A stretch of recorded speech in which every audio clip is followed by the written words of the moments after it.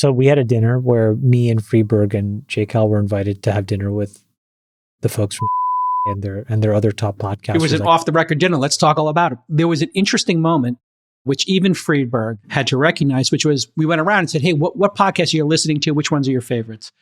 We went out in the room, and I got to tell you, you know what your podcaster's favorite podcast is?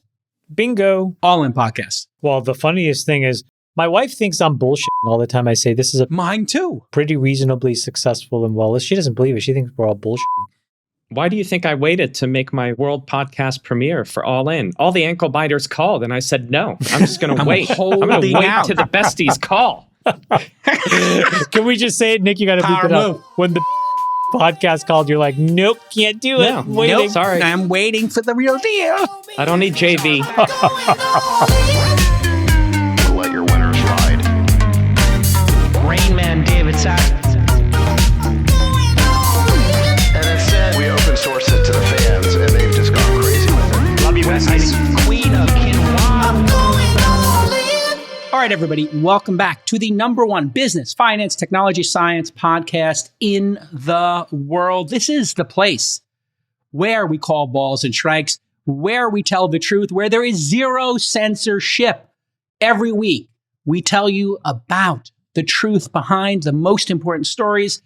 We point out who the heroes are and who the villains are, who are the delightful ones and who are the disgrazia. With me again on this week's program, the cackling chairman dictator, my guy, Mouth Polyhopatia. How you doing? How was your victory lap?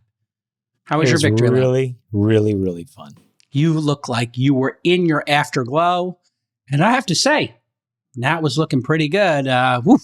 We have some pictures. Don't worry, we're going to go through behind the scenes in a second. That's our Armani first came segment. through for Amore, the Amore collection from Armani coming this fall. By the way, I mean, Armani Couture is like firing on all cylinders. The other one, which you'll see, is a great picture of this incredible jacket. Luisa Beccaria. Two shout outs, Armani and Luisa Beccaria. You know, I was just thinking that Armani really has been making it happen. Now that we've talked about that, we'll talk about my wardrobe when the time comes. Let's just get through the rest of the intro. All right.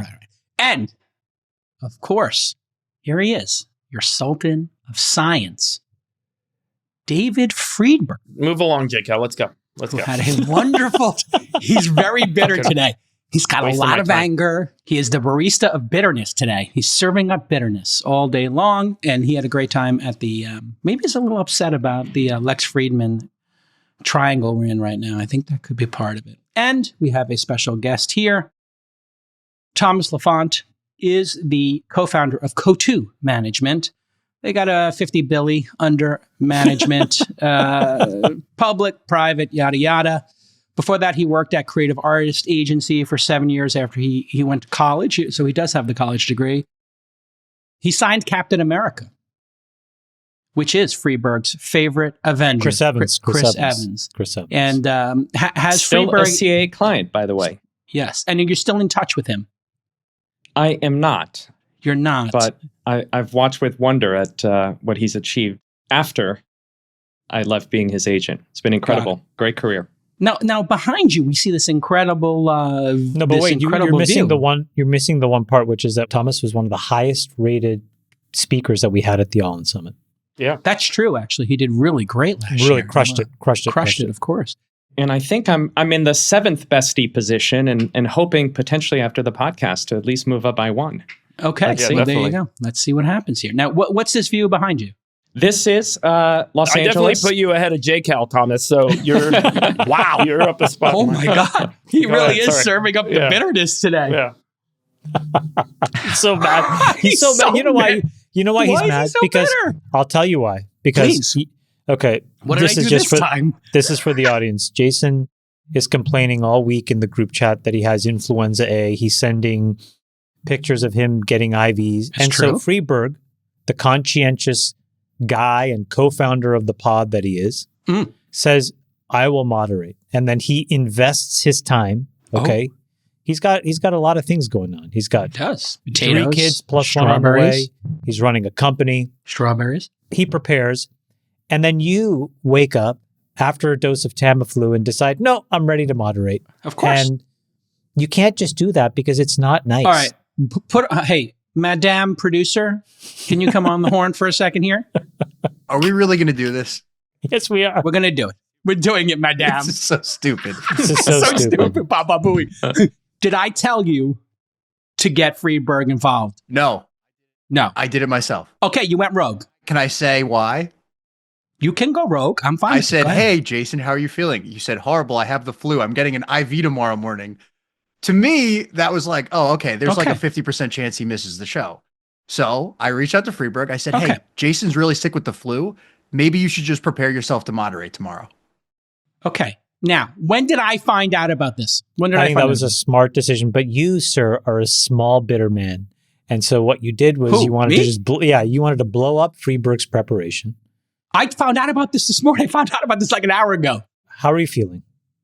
I feel 80% of a normal J-Cow, which is 110% of any other moderator. I mean, get yourself Andrew Rohr Sorkin. Oh, I'm sorry. He's genuflecting at Davos to a bunch of mids. Well, we're going to get Lex soon. So we're going to get Lex soon. Oh, that'd be great. Hello, I am Lex Friedman. Welcome to the number one podcast in the world. Today on the program, we have Thomas Laffont, investor in such great companies as... All right, listen, enough shenanigans. We had so much fun. We tore DC apart. Let's start with actually just, Thomas, did you watch any of that on TV? Did you think about going? It was really like there were so many tech people in Washington this weekend. I saw the live stream. I talked to Sacks last night to get the download. And, you know, my takeaway just from watching, especially the executive orders, was, you know, democracy in action. Democracy self-correct. Yeah. And dictatorships double down. And to watch in real time a country of our scale and a democracy, you know, decide to make a change, I think that's why we've been great for, you know, 250 plus years and will remain great. So it was fun to watch. I'm really curious to see what your takeaway was. Okay, well, we'll just go behind the scenes. First of all, it's hard to see that this was me dressed up for Sax's ball. I really brought the heat. This is, by the way, Luca Rubinacci is the tailor here. It's hard to see. Is that a jacket. blue coat? So this is what I'm saying. I think the picture is very hard to see, but it's a very refined green paisley. Ooh. Subtle. Hard to bring it out. Now, I will say this was the most popular shirt over the entire weekend. This is just a simple Brioni tuxedo shirt. There was 200 versions of it. I felt bad when I saw, because normally I don't like to wear things that other people are wearing. Correct. Yeah. But what did Michael Saylor think of this when you saw Michael Saylor at the You know, I met Michael's CFO, wonderfully nice guy. Awesome. So this is us at the crypto ball. I went for white tuxedo on the first night. I've never had 3 tuxedos before, but David looked really great. I really loved David this. Looked great, yeah. And Sacks had this incredible tux, which was more crypto themed. It sort of looked like the opening scene from The Matrix. So there was like this cool print. You can see my green in there a little bit, Thomas. In this one. Yeah, got it. There's Sky and New Money Sunny, the president of Grok. Sandeep Madra, x.com/Sandeep. Here are the besties. I was. Let's be honest, guys. Even in all your bitterness, Friedberg, you felt the love at this moment when we were all back together. Did you not? Well, it was about 5 minutes before this when the 3 of us took a photo. It was great. Yeah. Yeah. Okay, great. He's so bitter. Do you want me to let you moderate? You can moderate if you want, if you're that broken. No, you're doing a great job, Jake. You're keeping us on track. We're 18 minutes into this and we're doing fashion still. You're doing great. Sky, Diego Burdikin, the co-founder of Cloud Kitchens. Oh, handsome, that Diego. Can we go back to the Diego for a second? This is the crypto ball. Yeah. This was the crypto ball. This was Sax's event. It was incredible. It was a large number of people there. I was shocked at the number of people at the crypto. Oh, it was huge. Next it was huge. level. Here's a little poker afterwards. Behind the scenes. With Pincus, TK, Travis Kalanick, the founder of Uber. Oh, look, that's the founder of Uber. Hold on, we got to see who's got the biggest stack. Look, it's the founder of Uber next to the third investor in Uber. And the founder of Cloud Kitchens next to the investor in Cloud Kitchens. This is incredible. Peter Thiel's house. This is Katie Hahn and Kyle Samani, my wife and Kyle's wife, Amore. This is at Peter's house. Peter Thiel had this person going around taking pictures. Bad you lighting. Got this. Not good lighting for you. Yeah, good lighting. Powder there. Okay. Need better lighting. Oh, this was great. Also at Peter Thiel's house. Yeah. That was great. I have to Just say, a lot of us chilling. Chamath, putting aside, Jason likes being a Republican.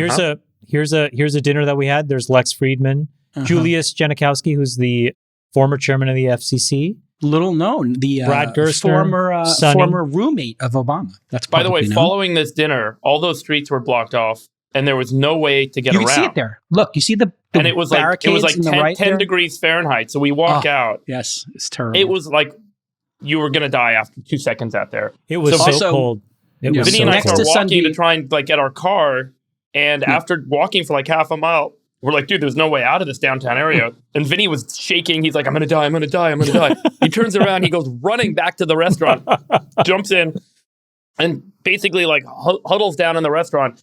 And then after about 10 minutes, there's no way out. He's like, it's sort of like you're in a military zone. He's like, I'm going to go for it. He runs out, jumps on a scooter, and he disappeared into the distance. And I swore I would never see Vinny again. I'm like, that's it. I think it's very smart that Lex wears the same outfit, the black suit with the white shirt with the black tie. I really like the consistency of it. Actually, it looks really good. It was incredible. He was getting stopped. Here's every Armani. 2 minutes. It was unbelievable. God. Here's the jacket. This is Luisa Beccaria, and then here's the box from Armani.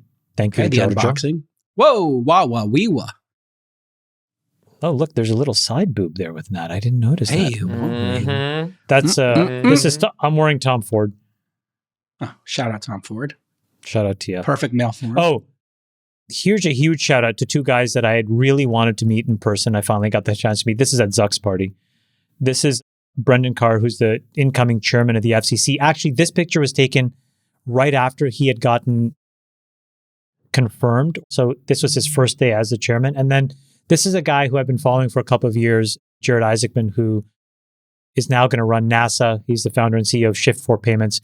But both of these guys are pretty epic. You should follow them on Twitter. He did really a spacewalk, the first civilian spacewalk. He did. He's really, really Brendan incredible. was really nice. I met him at Peter's event, and he told me he's a big fan of the pod. He listens to the show every week. Amazing. I mean, by the way, if you want to see like some really amazing tweets, he had some real bangers. He's a very smart guy. He's I've had Brendan on This Week in Startups a couple times. He's the guy who fought for Starlink. That's right. Over wasting $5,000, $10,000, $20,000 per home to install broadband. I mean, this guy's a hero. And he did that when he was in office under Biden and all that crazy corruption and grift. This is a picture of Mike Johnson and his wife. This is a crazy story. So there was a G7 summit in Italy, and Mike and his wife was seated beside my father-in-law, Nat's dad, at a dinner. They got to know each other. He, as a proud grandpa, showed Mike and his wife pictures of Nat and myself and our kids. And how we actually met in this moment was his wife was like, oh my God, I recognize you. You're Sergio's son-in-law. You're Sergio's daughter. It's amazing. And then we had a cool conversation. So that was cool. And then this is Bill Pulte, who is nominated to run FHFA, which for folks that know will be in control of the conservatorship of Fannie Mae and Freddie Mac. And really great guy. Also a co-investor with me in Mr. Beast. Nat. You're an investor in Mr. Beast. There you go. This is Mr. I did the Series A. This is the first time I think you've said on the pod. Here's this thing. So this is where J-Cal is at his peak. Go ahead, Nick. Just play the video. I don't even know what this is. Go ahead. What is that? What did you order? All right. I've given it some thought. And I'm going to order the $95 Dover Soap. Ordering the $95 Dover Soap. Your tips included in that. I mean, so bad. We were just having such a great time tearing it up. I did order the $95 Dover Soap. This is that's me and Bobby Kennedy, but this is this is walking into the Capitol for the inauguration. Oh wow. So you you have to get off. All these buses were taking us in because of the security, and then you walk underneath and underground to get into the And this is Bobby, and the guy right there, Callie Means, another great American, make America healthy again. All right, here's a couple of my picks. This is me with somebody who's going to be in the administration. I'm not big on politics, but Tulsi Gabbard is Gabbard. She's so strong. Great. She came to our party. I like her. This is the picture of our party. She is incredible. Well, she came up to me and she, you can always tell who a real fan is. And she came up and she said, I just want to tell you, Jake, how I am a huge fan of the pod. I love what you do. I love the, balance you bring to the program. She really knew details about the podcast. And so I wanted to get a picture with her. So as a joke, I said to her, do you want to take a selfie? I said, I'm okay with the selfie. She goes, I was going to ask. I was like, no, I'm preemptively asking. We took it together. She's such a star. She's such a star. I think she's going to be great. I like her a lot. She's such a star. Oh, well, yeah, this is... Hello, I am Lex Friedman. Today, with love and peace in my heart, I am interviewing dictator Idi Amin, who has eaten half of his enemies. We will share love, kindness, and a fatty liver. Enjoy. So yeah, that was us just tearing it up after the YouTube party where we hung out with Sundar and Neil from YouTube. They've been very good to us. And then here's one more, I guess. We have one more. And golfer Bryson DeChambeau. Oh, there's me and the Presidente of Twitter. And yeah, this is the podcast crew at the Free Press party. Okay, let's talk about key takeaways. Chamath, what is your big takeaway from the weekend? I think my biggest takeaway is that if you look in the past, there was a very tight coordination, I guess I would say, between private industry and the private sector and the public sector, meaning the president and then people who were in charge of managing huge, vast swaths of resources in America. And somewhere along the way, that became either unfashionable and uncool, particularly under Democrats. And what I saw was a very broad-based embrace of business people, because I think that the president understands how important it is to make sure that economically America is just firing on all cylinders. The one thing to remember, for example, in the inauguration, I know that you saw the picture and it was basically Meta, Google, Apple, Amazon, Tesla kind of CEOs, etc., founders. Arno was there. Mukesh Ambani was there. So it's just business people from the entire world were there. And so I think what it says is America's going to basically turn a totally new page. We're not going to ostracize people. We're not going to play favorites. That's the other thing.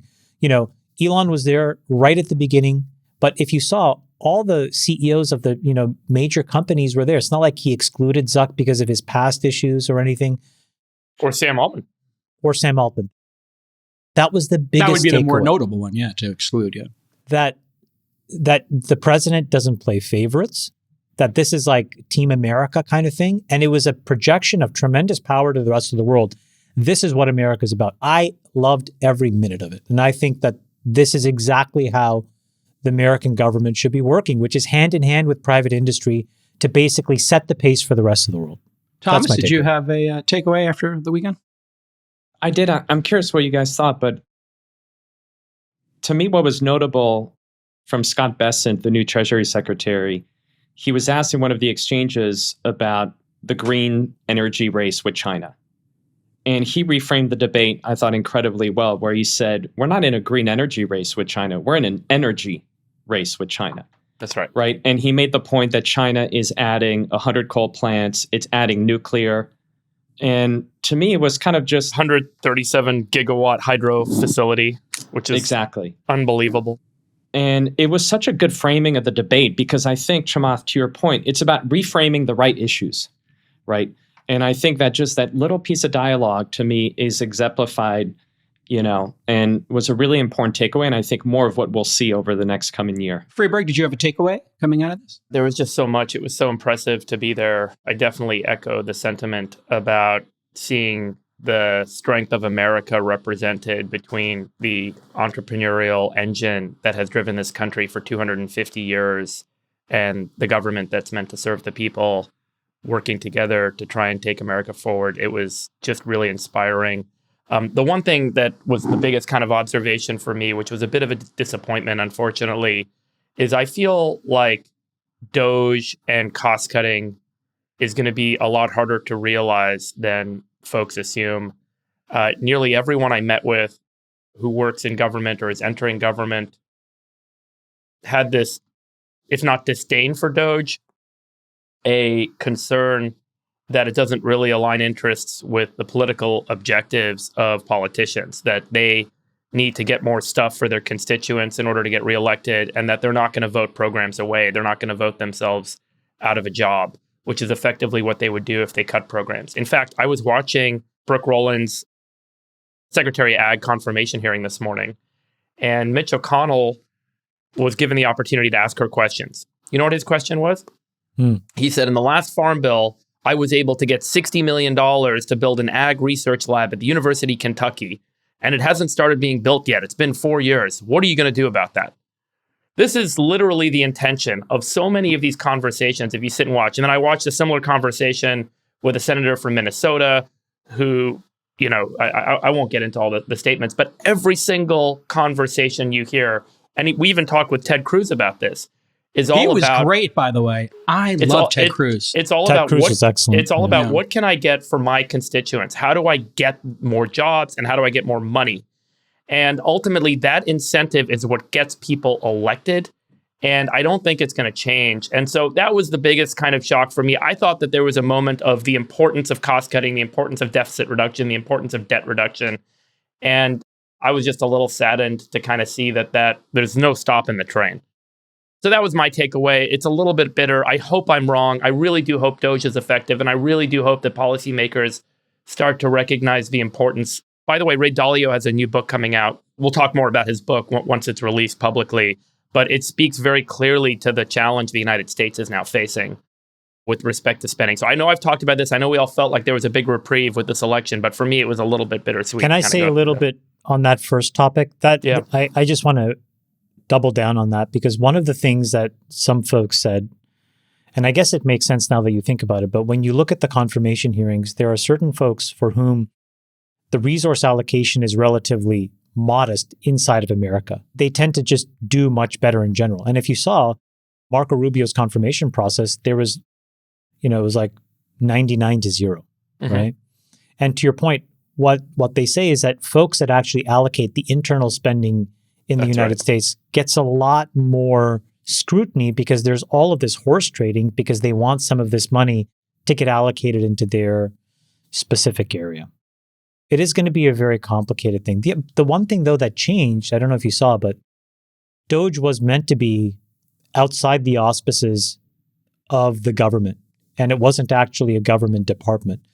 And it'll be interesting to understand when it's explained, but in the 11th hour, the EO that established DOGE established it actually as a governmental agency. We're going to get into that in just a moment. And, to build on your point there, Dave, Senator Sanders had a tweet today. Nick, I just sent it to you. Already the discussion of like who should take the brunt of these cuts is starting to happen. And he's pointing out, as he should, and, hey, what's going to happen with the VA? And you're putting a freeze on hiring people. We have to make sure our vets are taken care of. We have a shortage of doctors, a shortage of nurses.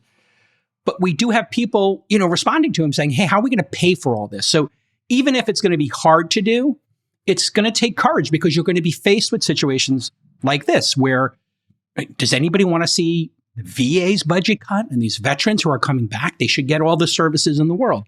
And these hard discussions are now happening, and it's not taboo. So the Overton window is wide open now to discuss even the budget of the VA and where is the money going to come from. So I think we're actually going to make progress on it. This was like a sacred cow, and now we're talking about it. To Bernie Sanders' point, I don't know if you saw there was a note on there, Nick. Community Notes pointed out that Trump put that none of the cuts should impact vets. And so I thought that was a good use of Community Notes there. The one comment I'll say about Bernie Sanders is when Russ Vought, who is the nominee to run OMB, went through his confirmation yesterday, Sanders asked a similar question around Medicare and Medicaid. And what was interesting is Russ tried to actually answer the question and give the details around where there can be waste, fraud, and abuse. Sanders really didn't want to hear it. He just wanted a soundbite. So I think these confirmation processes are... Performative? They're hugely performative. Yes. I do think that, and this applies, I think, to both sides, Democrats as well, when they are eventually in power. I think that when you're given a very clear mandate as a president, I think you should be able to get to pick your team.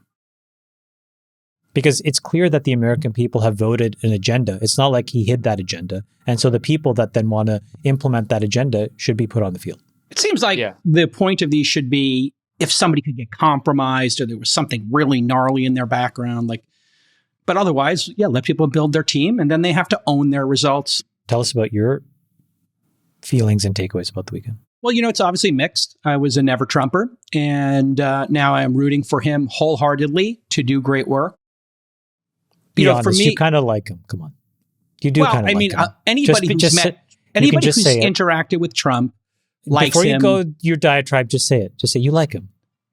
There are aspects I like about the platform. I like probably 80% of the platform. You want to say it? And I will tell you today the 20% I don't like. I'm always going to call balls and strikes. No. But I'm just saying you kind of like him. Just say you kind of like him. You do like him. I like 80% of his platform this time around. No, yes. him as a person. There's things I really don't like, and I'll talk about him today. But anyway, let's put it aside. The personal thing doesn't matter. What matters is what he does for the American people and for the country. Like him. I know you can't say it yet, but they're deep down inside you like him. Jake you were happy to be there. Until you had a lot of fun. I have to say, I had a lot of fun. Jake brings the heat to a party. Republicans are fun. I will say, Republicans are fun. Fashion was off the hook. Off the hook. A lot of great fashion, and it was a great America party. Beautiful again. My gosh. I mean, listen. No more jogging pants and White Fox. Get rid of it. Burn it to the ground. Ugh. What I'll say my takeaway was, as somebody who had concerns, and I'm not going to make the show about me, but the important thing for me is who is Trump going to lead with this time around? Is it going to be the people from the sort of 1.0 movement or the 2.0 movement? There was not a 1.0 person couldn't be found. And so on the margin, one or two, and they were not the focus. And who you put in the front row speaks volumes. Who do you put in the front row? Sundar, Elon, Zuck, Lauren Sanchez. He's got his priorities straight here. Lauren Sanchez. The priorities were very clear as to what's important for this administration. And I'm fully behind all of his priorities, both of those priorities. All those priorities seem incredibly important to me. You're such a troll. I mean, I don't want to troll too much, but that's the big takeaway for me. And if that is, indicative of where he wants to go with this, which is business first, we're proud of our leaders, we're proud of innovation, I think he's sticking it to it. Did you see him at Davos today? He did this guy's got, just crazy energy. Who, Malay? Trump zoomed into Davos and just dunked on them for 45 minutes. He did? Yes. And he just destroyed everybody at their dying conference in their irrelevance as they genuflected, begging him to come next year. Did you see the photo of the half-empty conference room? Yes. Most of the events were just empty chairs. It's crazy. Well, it's irrelevant. I mean, these people are irrelevant now. Thomas, you guys remember when Davos used to be a really big deal? Is it dead? I think it's worse, Chamath. I think it's a counter-indicator now. It is. And there was a good conversation yesterday. Graham Allison, who spoke at our summit, was on this panel, and they basically said, we lost, they won. Our group here at Davos lost. It's over. Yeah. And they're no longer, to your point, on the right side of history. They said, we had a point of view on the future. We believed we were going in the right direction. And everyone told us in this last couple of months that we were wrong. The gentleman, by the way, that spoke after Graham Allison was also very good. This is incredible. This is the greatest comeback in political history of a politician. And then, therefore, he thinks he can do anything. We need to also factor in not only who's won, which is Trump, but who's lost, which is to say us. And then the guy has a whole long monologue on why they lost and what they lost, which I think is pretty relevant. That kind of elite, if you will, has been replaced with a populist vote and a populist leader. All right, let's get to our docket today. And just want to give a special shout out. We did our inauguration live stream, and it was awesome and fun. Special thanks to Air Call, Abra, and Hims. Thomas, if you've ever got an issue with weight or, other issues that men have, you can go to Hims and use the code ALLIN to get something. hims.com/all-in. I want you to write that down, Thomas, okay? In case you ever have any issues. That's what makes you think I haven't already? Well, anything's possible. Like, I mean, maybe we could talk. I mean, are you on the chews or the pills? Which one? Anyway, we'll talk about it offline. But that's a full head of hair. It is a really incredible head of hair. Thank you. All natural, baby. It's great. It's great. What product do you put in it? Yeah. Do you put product? Sea salt? Or you got pumice? What are you doing? All in one. Prel. Yeah. Shampoo plus conditioner, one bottle. Easy. No, but you don't use any product afterwards? None. Jesus Christ. Do you blow yourself or do you have it blown? It's a question. I do both, but in this case, it's, like Cuba Gooding and Jerry Maguire, I air dry, baby. Oh, air dry. Gotcha. So when you're driving to that Santa Monica office, you just put the top down on whatever convertible, living that full lifestyle. Okay. Yeah, this is where I do have to admit, unfortunately, after you appeared on the summit, I had all these women. They were like, "Oh my God, Thomas Laffont is so good looking," and I was like, "No, he's not," because I'm very competitive in zero sum. When other men around me get, but you were the smash hit, and then I figured out it must be the hair, and also the glasses. I think the glasses were a huge hit. It looked very Clark Kentish. Are they real glasses, or you just wear the clear ones to get the extra intelligence By the way, points? Only time I've ever been stopped in the street in my life, in the Presidio, a very nice lady tapped me in the shoulder and said, "I loved your all-in talk." It's never happened before. So that says more about all-in than me, but the reach is increasing. It's a little By the way, too shout much. out to Akash Singh, who joined us on the live stream. Oh, yes. Akash was hilarious. Yeah. Thank you, Akash, filling in our DEI department. We lost Chamath and they sent Akash. So he did great. Get him back to guest host. Absolutely. Yeah, there's a moderator slot open, so he's going to be stepping absolutely. in.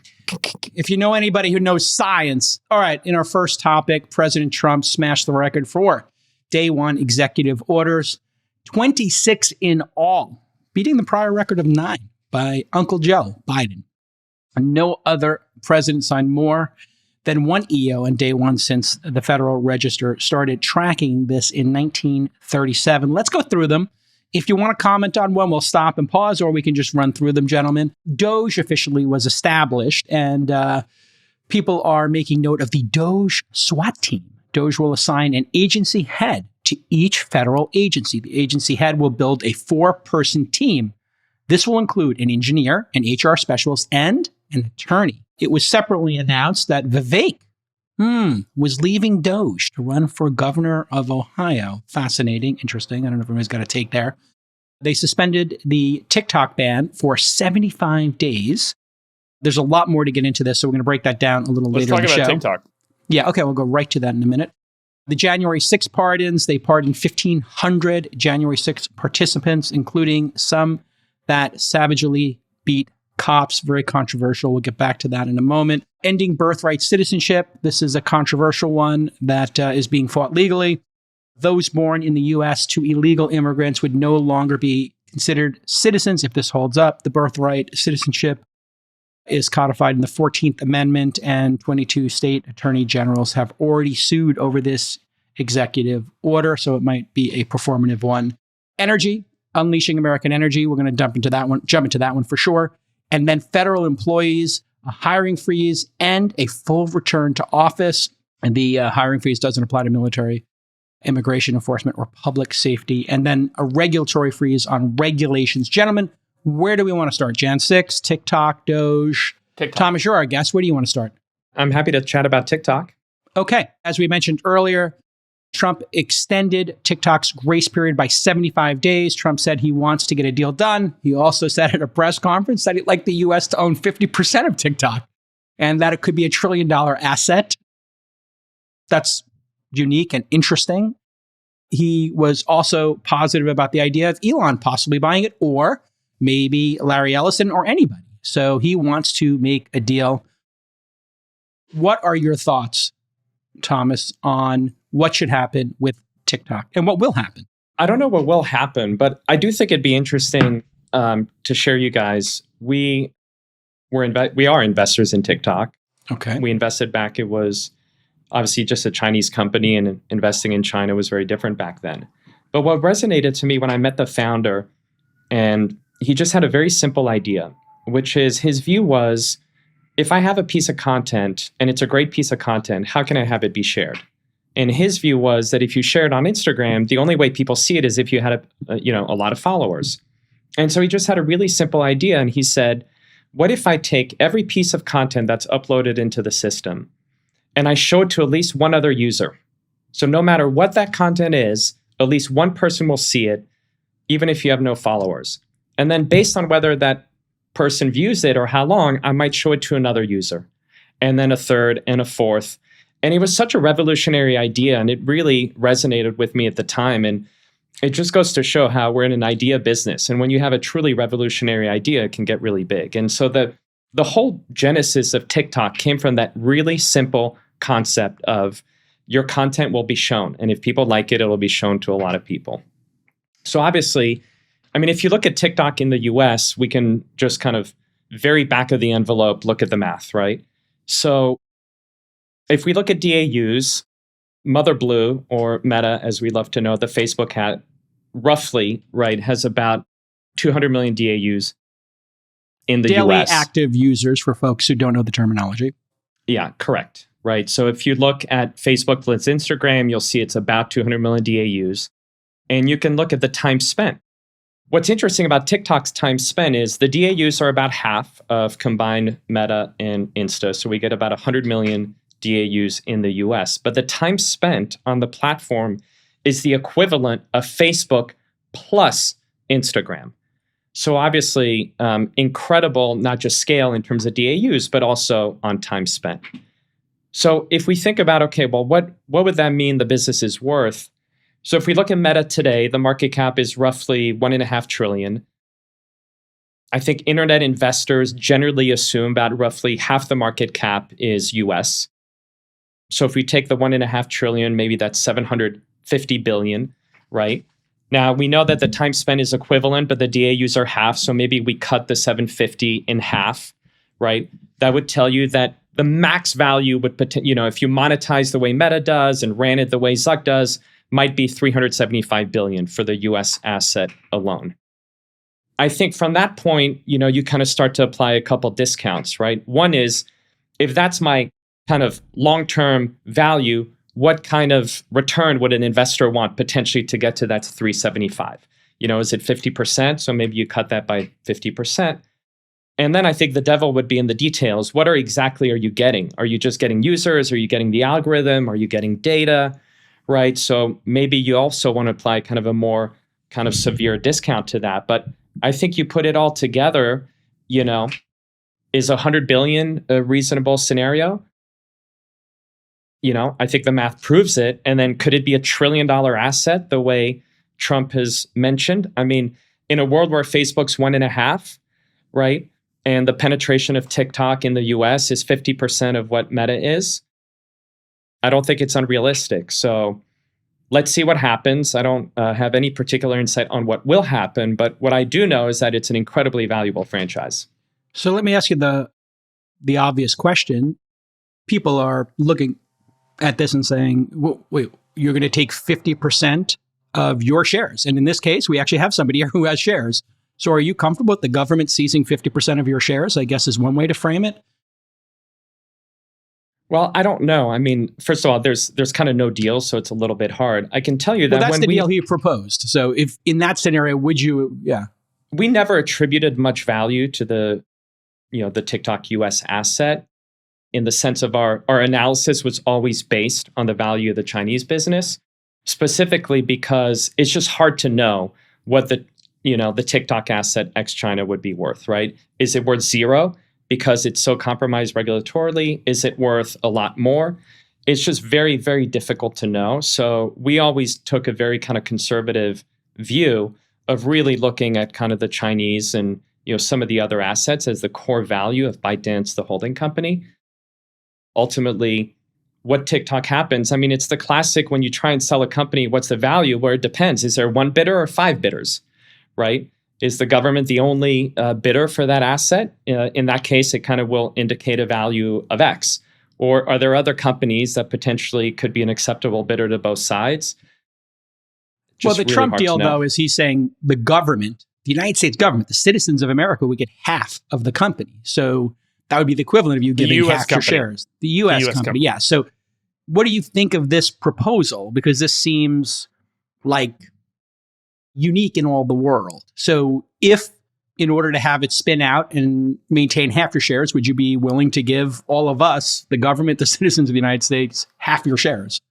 Well, I mean, if you think about it, what did we learn a couple days ago? Yeah. We learned that it might just get shut down and be worth zero, right? So in one sense, anything that's greater than zero by definition is kind of better, right? I think ultimately it will kind of come down to, does the government want to be the only bidder for the asset, or would the government be comfortable with either Elon owning it and merging it to X, or Microsoft owning it, or what have you? So, well, Thomas, let me ask you a question.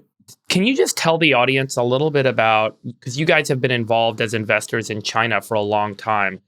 I would love for you to share behind the scenes what has gone on with respect to being an investor in China in technology over the last couple of years. What has changed and why, and what goes on today? You guys made a fantastic investment in ByteDance, which is the parent company of TikTok. You've made other incredible investments in China. Are you still investing in China? If not, walk us through what happened and why. I think if you look, David, virtually all of our investments in China were Chinese companies catering to the Chinese market. Right. And there was a massive trend of a very significant economy that was adopting technology, right? And so we can think about whether that be smartphones, companies like, Huawei, whether it was companies like Meituan that were doing food delivery, or Tencent that were doing gaming.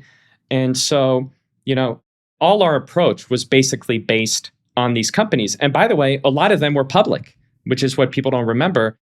Chamath, you may remember, but Tencent at one point was a public company listed in Hong Kong. The market cap was 200 million. Yeah, I do remember. So what was interesting about it, Dave, is a lot of that played out. Baidu was an early IPO, right? So a lot of that trend of Chinese companies catering to the Chinese market really kind of played out across public and private markets for over 20 years. Yep. I think to me, what's significantly changed over the past 5 years is technology really became a matter of national security. And I don't think that when we were early investors in Meituan, right, that we necessarily viewed that as a national security threat, as an example, right? And I think as companies got bigger, as AI kind of came to be, it became pretty obvious that there were national security implications. And, our view as investors is we don't set the rules of the road. We rely on government and regulators to do so. It was pretty clear, I think, to obvious that the regulatory regimes were changing in both countries. And so for us as investors, we were just, we're just going to follow what the rules are and what the governments are. So my only kind of regret through this whole thing is, and I don't know if you guys had kind of some exposure to this, but the quality of the entrepreneurs that came out of that era was unbelievable. Yeah, it's a strong cohort. Yeah, absolutely. When you think about the founder of Meituan, Wang Shi, and just how brilliant he was and what he's done with that franchise, and not just doing food delivery, but also the software operating system for restaurants, right? It's truly incredible. Pony Ma from Tencent, right? It was such an incredible group of entrepreneurs. They were a lot of fun to be around. They were excited and passionate about bringing technology to their country. And, and is it over? Yeah. Hard to know. I mean, if you look at the capital markets, you can see we've not seen a tremendous amount of innovation, right? Or new companies kind of coming out. So I think the key question is, is it a pendulum? And, does the Chinese regulatory regime kind of move one way and then it kind of moves another way?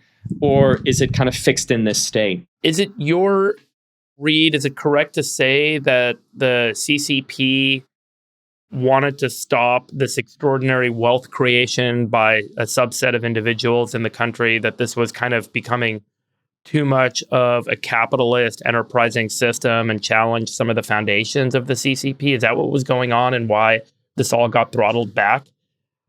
Is there something else, some other kind of, security reason? I don't really know, Dave, because as an investor, it's, it's not a regulatory regime that you have any interaction with, right? You're really talking to the entrepreneurs and you're kind of reflecting off of their energy and their business ideas, right? So we would meet businesses and we would meet founders. And if the idea was kind of interesting to us, we would kind of fund it, right? So it's a black box in some ways, in terms of a market to invest in. You only have a limited amount of information.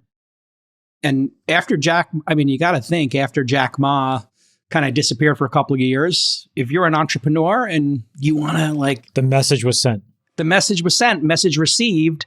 And then you start thinking about Chamath, what Trump just did. And what Xi Jinping just did. You put those two things together. Trump put all of our top guys, dogs on stage. Here they are.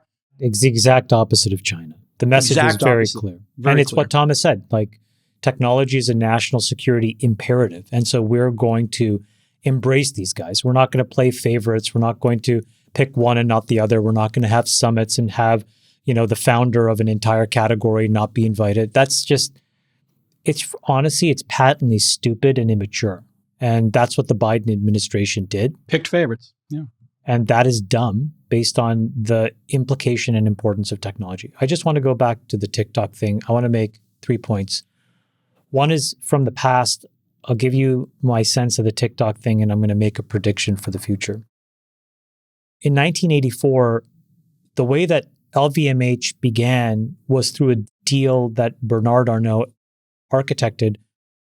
There was a business owned by the French cotton king, Marcel Boussac, and inside of that empire was Christian Dior. Long story short, his empire was crumbling, and Arnault did a deal where he bought that dying business essentially from the French government for 1 franc. Fast forward now 40 years of very hard work and tremendous execution. That's a $350 billion public company. Now, imagine back then in 1984, if the French government actually had done a deal where they said, we'll sell it to you for 50% of whatever you build. Take it for $1, but we're going to own 50% of the upside. And, they would have an extra $175 billion today. I think that that's very important in terms of what is possible today. I like Thomas's math. I believe it. I do think it's about a $100 billion asset. But at the end of the day, the president was very clear that it is completely and entirely worthless without his permit. And he wants to own 50% of this asset. Now, if you're a buyer of something, you're not going to pay $100 billion if you control whether it can exist or not. You're basically going to pay today's equivalent of 1 franc, which would be $1. Now, I'm not saying that it is going to be $1, but if the United States Treasury wants to hold 50% of an asset that could be worth $100 billion or $500 billion or, maybe $1 trillion, it would make sense for the United States Treasury and the United States people to own that at effectively zero. So I think that the incentive is there, and I think he has essentially said that he is going to do the best deal in his interests, which is the United States interests, which I suspect means a price that is as low as possible, approaching $1. And ultimately, won't this be the Chinese government's decision? Because they could always say, you know what? Let it die. Maybe. But my point is, it may not be $1. Maybe it could be 25 billion. Maybe it could be 10 billion. But my point is, I find it very hard to see how it gets to the actual value that it is today. So then I think, let me just make a prediction for the future. There's a question that this raises, which is, does it make sense for the American government to be a little bit smarter going forward about how it allocates incentives and resources? The American government is still the largest single landowner in America. We give concessions to private companies to drill, to build things. And it just turns out that if you apply this example more broadly, wouldn't it make sense where when you create incredible economic incentives and upside for private investors and investment, for some portion of that gain to go back to the American people? Is that a bad thing? I don't think so. For example, if you said we're going to accelerate permitting for all these data centers, we're going to make any form of energy, which was the opposite of what the Biden EO said on his way out the door. He had all these conditions. But if the President Trump's EO on data centers says any kind of energy, but we want to own a 5% royalty, and we'll allow you to put it on federal lands, or 10% or 15%, would it really change the underwriting that Blackstone and all these other companies will do? I don't think so. Would it enrich America? I think so. Would it make it easier for people to feel like they're participating in all of these incredible gains? I also think so. So my prediction is that this becomes more of a template for the future. It'll be less about permitting. It'll be more about creating incentives and allocating those incentives for a share of the upside. And I think that there is a really strong economic argument for America to do that.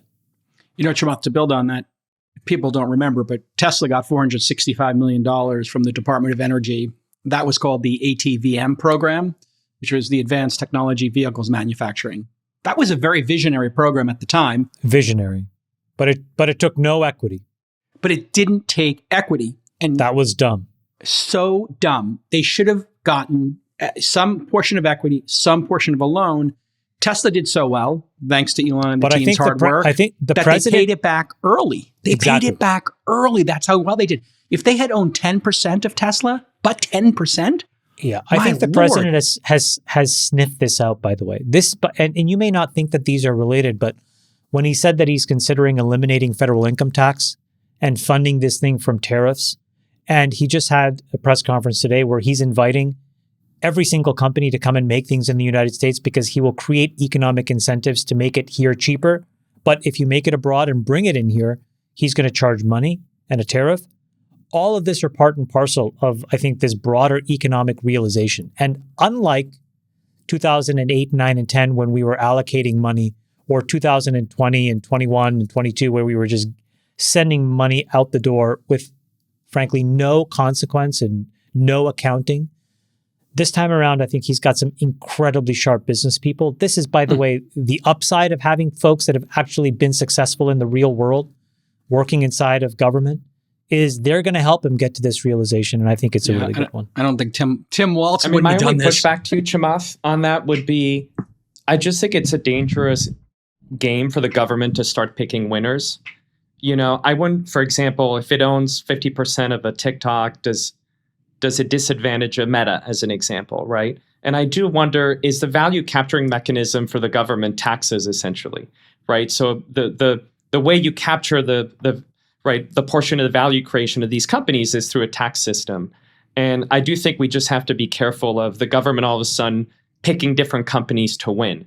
You know, right. I do think having a good set of incentives, a level playing field, let the competitive dynamics of different companies fight each other, and then capture the value through taxes. I think you're right. And I think that part is absolutely fundamental.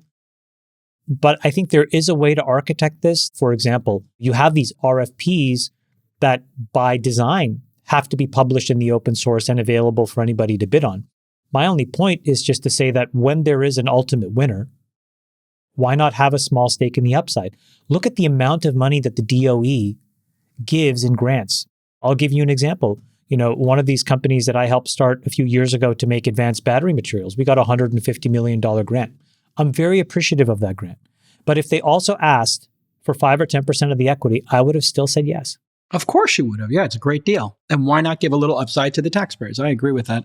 By the way, a parallel to that would be spectrum, right? If you think about wireless, right, kind of got built, the government auctioned off spectrum and then allowed public, private companies to kind of come and bid on it. And so there's a lot of different interesting mechanisms you can bring to that. Yeah. Freeberg, which EO would you like to go to next? Well, I'll just wrap on the TikTok. Sure. I do worry a lot about the precedent being set here with respect to foreign government actions on U.S. companies in their local countries.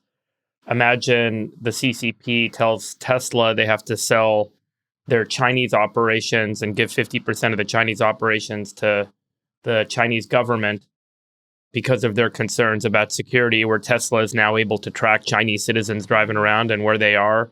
And you can see very quickly how this whole kind of overall, I think, presentation of the security risk that we face with TikTok, and therefore we will shut it down or own it, creates, I think, a counter that could really hurt American companies. You could see this going to Google, to Apple, to Tesla, even food manufacturing companies that have operations overseas, where local governments say, hey, we need to, for local security purposes, we need to take ownership of your business. I think one of the things that's really benefited Americans in global trade is our ability to sell and export our technology, our goods, and our services around the world through open trade. And I do think that we've used this kind of TikTok security thing to say this is a rationale for us doing this as a one-off, but it also opens up a lot of other people to say this is a one-off. And so I'm just generally very wary about this whole TikTok situation, opening up a can of worms. You're 100% right. And by the way, the CCP's done it already. They did it to Apple. And if you follow what happened when they introduced iCloud, I don't know if you remember GCBD is the Chinese state-owned data company, the cloud provider there. And they just told Apple, we get all the data. And they just had to roll over, and all citizens in China who use an iPhone, in order to use an iPhone in China, your data is owned by the government, period, full stop. And Apple had no choice but to do that. So well, look, I think we should talk about... if you want to play in a certain market, you got to play by the rules. The thing to keep in mind here is I hear all of these kind of like theoretical qualms about how it's unfair, but this stuff happens all the time. Yeah. And it's just that we don't benefit from it. So Jason brought up an excellent example with Tesla. The other example, just to remind you guys, is during the pandemic, the Federal Reserve stepped in and started buying commercial corporate bonds. They owned a ton of like Ford bonds so that these things wouldn't default. There's all kinds of action all the time where the federal government is involved in private companies. My point is, if you're going to be involved, have some legacy ownership on the back end of it so that in case this stuff really works, that it's broadly value creating for more Americans. I think it would create a way to de-escalate this sensation that a few people are winning and everybody else is just kind of staying still. We should talk about Stargate and the AI project, because I do think it tees off on one of the I want to talk about big Jan 6 though. Okay, but it does tee off of one of the other kind of key things that I heard a lot about in DC, and I know Thomas is passionate about, like I am, which is electricity capacity build out in the United States, because it's critical. And like building AI infrastructure means that we need to build energy infrastructure. All right. And so anyway, we'll go right to that after we wrap up these executive orders. And I too wanted to talk about January 6th, just to give people the update here. J.D. Vance had said that the people who committed violence on January 6th, quote, obviously shouldn't be pardoned.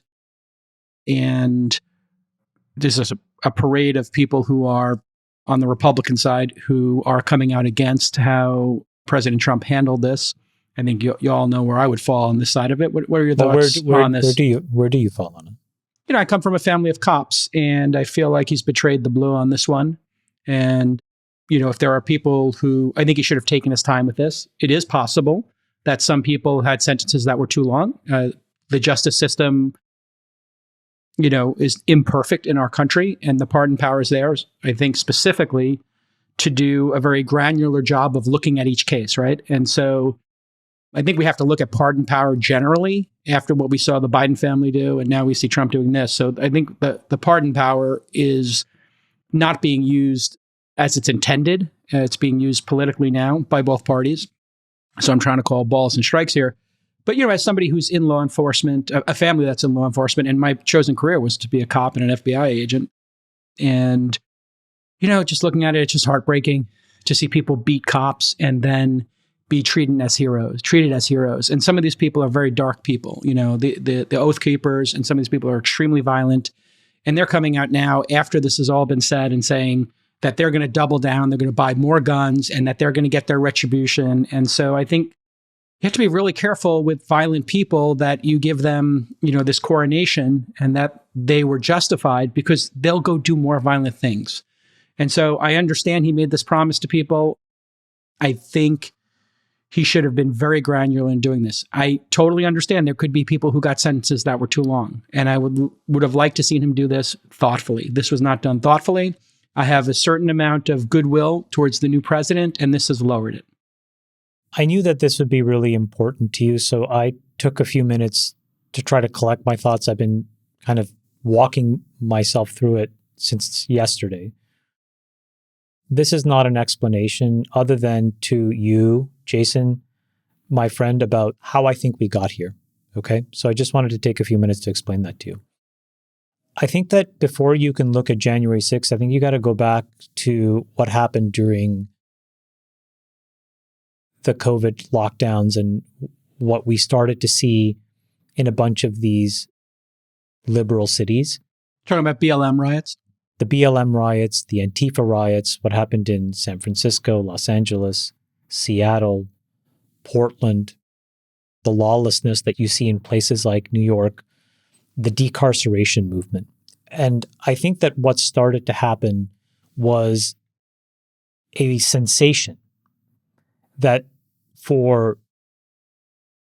the same weight, there were different measures. So, for example, if you start to look at some of the deportations that are happening now, it's really quite shocking. I sent Nick a clip of them. Nick, you can just maybe show the first few seconds. But you are talking about some incredibly, incredibly violent offenders that were just walking randomly down the street. I'm not going back to Haiti. One of those threats is this illegal alien from Haiti. ICE says he's a gang member with 17 criminal convictions in recent years. Trump, you feel me? Yo, Biden forever, bro. Thank Obama for everything that he did for me, bro. There's more after this, but there was like a rapist that they picked up in Boston. There's a person that was charged with assault. So there was this sensation, Jason, that was building up for a long time that all of a sudden the law was being applied in very odd ways, where depending on what you did, you would get adjudicated in totally different ways based on your political affiliation or your leaning or based on the desire of a district prosecutor to go after one thing or another. Let me just pause. So that's sort of like the thing that was sort of building and cascading. I do agree with you that I think January 6th is kind of like a stain. I think there's nothing to be proud of there. But I think what we found out since January 6th is somewhat important. I think the first thing we found out was that there was a bunch of these folks whose convictions were very speculative. I think the Supreme Court already ruled that in June of last year. It was like a 6-3 vote that said at least 350 of these convictions should probably just be thrown out. So there was one body that was that. Then there was a whole bunch of them where, to your point, you took a misdemeanor, you trumped it up to a felony. You had all kinds of, things where procedural motions were denied for the defense, approved for prosecution, and you had sentences that didn't match the crime. And then you have a president who, frankly, was the subject of lawfare himself. So I think that what would have been better was a more methodical approach to this. I agree with you.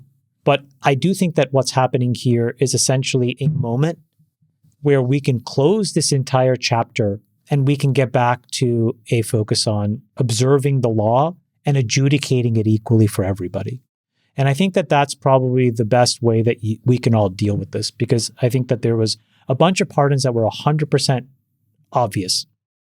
And then there was a bunch that were just, had to be done because the court was perverted in how they dealt with some of these folks. Then there was a small number, and I don't know the exact number, to be fair, Jason, where these folks did some really bad stuff. Now, it's also mixed in with this thing where there was a bunch of informants. Then there was a bunch of folks that were paid. The informant stuff, super complicated. We'll have to wait for that to come out because that's in conspiracy corner for now. My point is, I just went and I collected that as a way to try to explain to you how I appreciate you understanding my passion on it and wanting to bring it up. How we got here. I think it's sort of like... I'm well aware of it, yeah. I think we got to put a pin in this and say both sides should now have enough experience to say, we're going to apply the law equally to everybody going forward from this moment out. Let's just go forward and not look back. I think that's the best thing that we can all do. Let's hope. I'll just leave you with this. The Proud Boy leader, Enrique Tarrio, this is his quote on getting out. I'm happy the president's focusing not on retribution and focusing on success, but I will tell you that I'm not going to play by those rules. They need to pay for what they did. These are some seriously bad hombres, the Proud Boys and the Oath Keepers, and so don't be surprised if they do something worse. I also want to talk about the citizenship thing, and I just want to just provide a little color for people. I'm sure that there's a lot of folks that are listening who have people that work for them that, maybe the birthright thing. If you came here illegally and had a child, you get to be a citizen, just to be clear. This is going to the Supreme Court. And just to put a little bit of color on it, in the 14th Amendment, there's this very important part that says birthright citizenship is applied to people who are subject to the jurisdiction of America. And for a long time, that phrase was not really considered in how the Supreme Court administered the 14th Amendment. I think what this EO did and the lawsuits that happened almost instantaneously as a result will now send this back to the Supreme Court very quickly. Yeah. And people will opine on what that means. So if it means nothing, it means that if you are here, however you're here, and if you have a child, they're going to be a citizen of America. If that qualifier is now part of the administration and the interpretation of the 14th Amendment, I think what President Trump has written is what will happen, which is if you are here illegally, it doesn't apply. If you are here under a visa that necessarily means you're still subject to the jurisdiction of somebody else, it may not apply. But I think the Supreme Court is going to get to decide this in pretty short order. Okay, a couple more issues I want to get to on the docket. Sorry, let me just make a quick comment on the... oh, sure, Dave, go ahead. The January 6th. I just generally don't like this power of pardon. Agreed. We saw what Biden did. He gave, I mean, how many thousands, Nick? You could pull the number up, but 8,000 pardons. And I feel like the original intention of the power of pardon, which is in the Constitution, was meant to kind of protect the Union, the civility in the Union at times of, you know, we need to kind of come back together and realign ourselves. And it has been so far abused beyond that original intention. It's almost like, feels like an extraordinary injustice. It almost gives the president the ability to rewrite the law that many of the kind of actions from the executive branch can simply supersede the actions of the judicial branch, which is really meant to protect and execute the laws of the nation. And I think it's gone too far. It feels like there's a necessary amendment to address this, that these presidents can come out and preemptively pardon people for things that might be found in the future because they're close with them. It has nothing to do with the original intention. If you go back to the arguments for the pardon being in the Constitution, you can see that Alexander Hamilton wrote deeply about it in Federalist Paper number 74. And in that paper, he talked a lot about and emphasized that the justice system, which is designed to be fair, may occasionally result in overly harsh or unjust outcomes. And the pardon allows for acts of mercy to correct these situations. A lot of these sorts of actions that we saw happen with Biden do not fit the bill for that definition. I will tell you there's a quote from Federalist Paper 74 from Hamilton. It goes as follows. In seasons of insurrection or rebellion, there are often critical moments when a well-timed offer of pardon to the insurgents or rebels may restore the tranquility of the Commonwealth. So to counter my point, Hamilton's argument is that when the nation is divided, the act of the pardon may actually help bring the nation back together, as may have been the case with respect to the January 6th. That it may not necessarily be about or Nixon justice. Right? Or Nixon, and it may not necessarily be about justice, but is much more about restoring tranquility of the Union and allowing the nation to move forward, even though it may not seem just, it may be the right thing for the nation. So I'm not trying to defend the action or defend the pardon. I really don't like the act of pardoning as a kind of tool that's being used in 100 different ways. And it certainly seems like it requires change. So yeah, and just programming note here, research note, 6,500 people of those 8,000 seem to be convicted of marijuana possession or distribution. And you know what's needed and there? They were pardoned. Then the law should have been changed, and the courts should have overturned all of those convictions. It does not necessarily need to fall, and it shouldn't fall on the executive branch to take that action. I think the courts need to do their job, and the legislators need to do their job. I don't disagree, but I think there is some compassion in the pardon concept. For how long do they have to wait for that? Yeah, I mean, how long do you have to wait for that? You know, and then like the people who were, you know, convicted of selling dime bags or having an ounce of weed on them or black and brown, and then all my white friends who started weed companies are now taking them public in Canada. So shout out Trudeau. All right, let's keep moving here. I think we did some good job here on the reconciliation on the pod. Where do we want to go next? Stargate project? Stargate. Okay. Whoa, Stargate and energy. Yeah. Stargate and energy. Stargate. Okay, so here we go. And I'm going to go to our guest here, Thomas. Thomas, anything on January 6th or controversial topics like smoking weed that you want to jump in on there? No? Okay, great. Sure. Your LPs just breathed. Hey, you're coming on the All In podcast. When his LPs, they're going to be so happy But then when they hear the J6, they're just going to be clenched waiting for the segment to end. Oh, wait, hold on. My mic went out. Oh, never mind. I missed it. Okay. All right.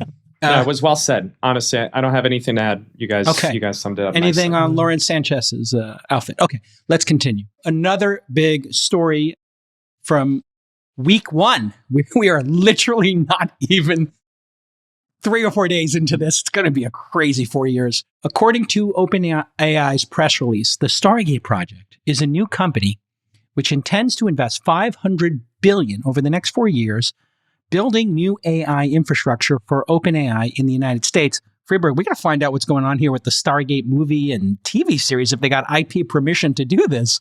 SoftBank and OpenAI are the lead. Good question, Jacob.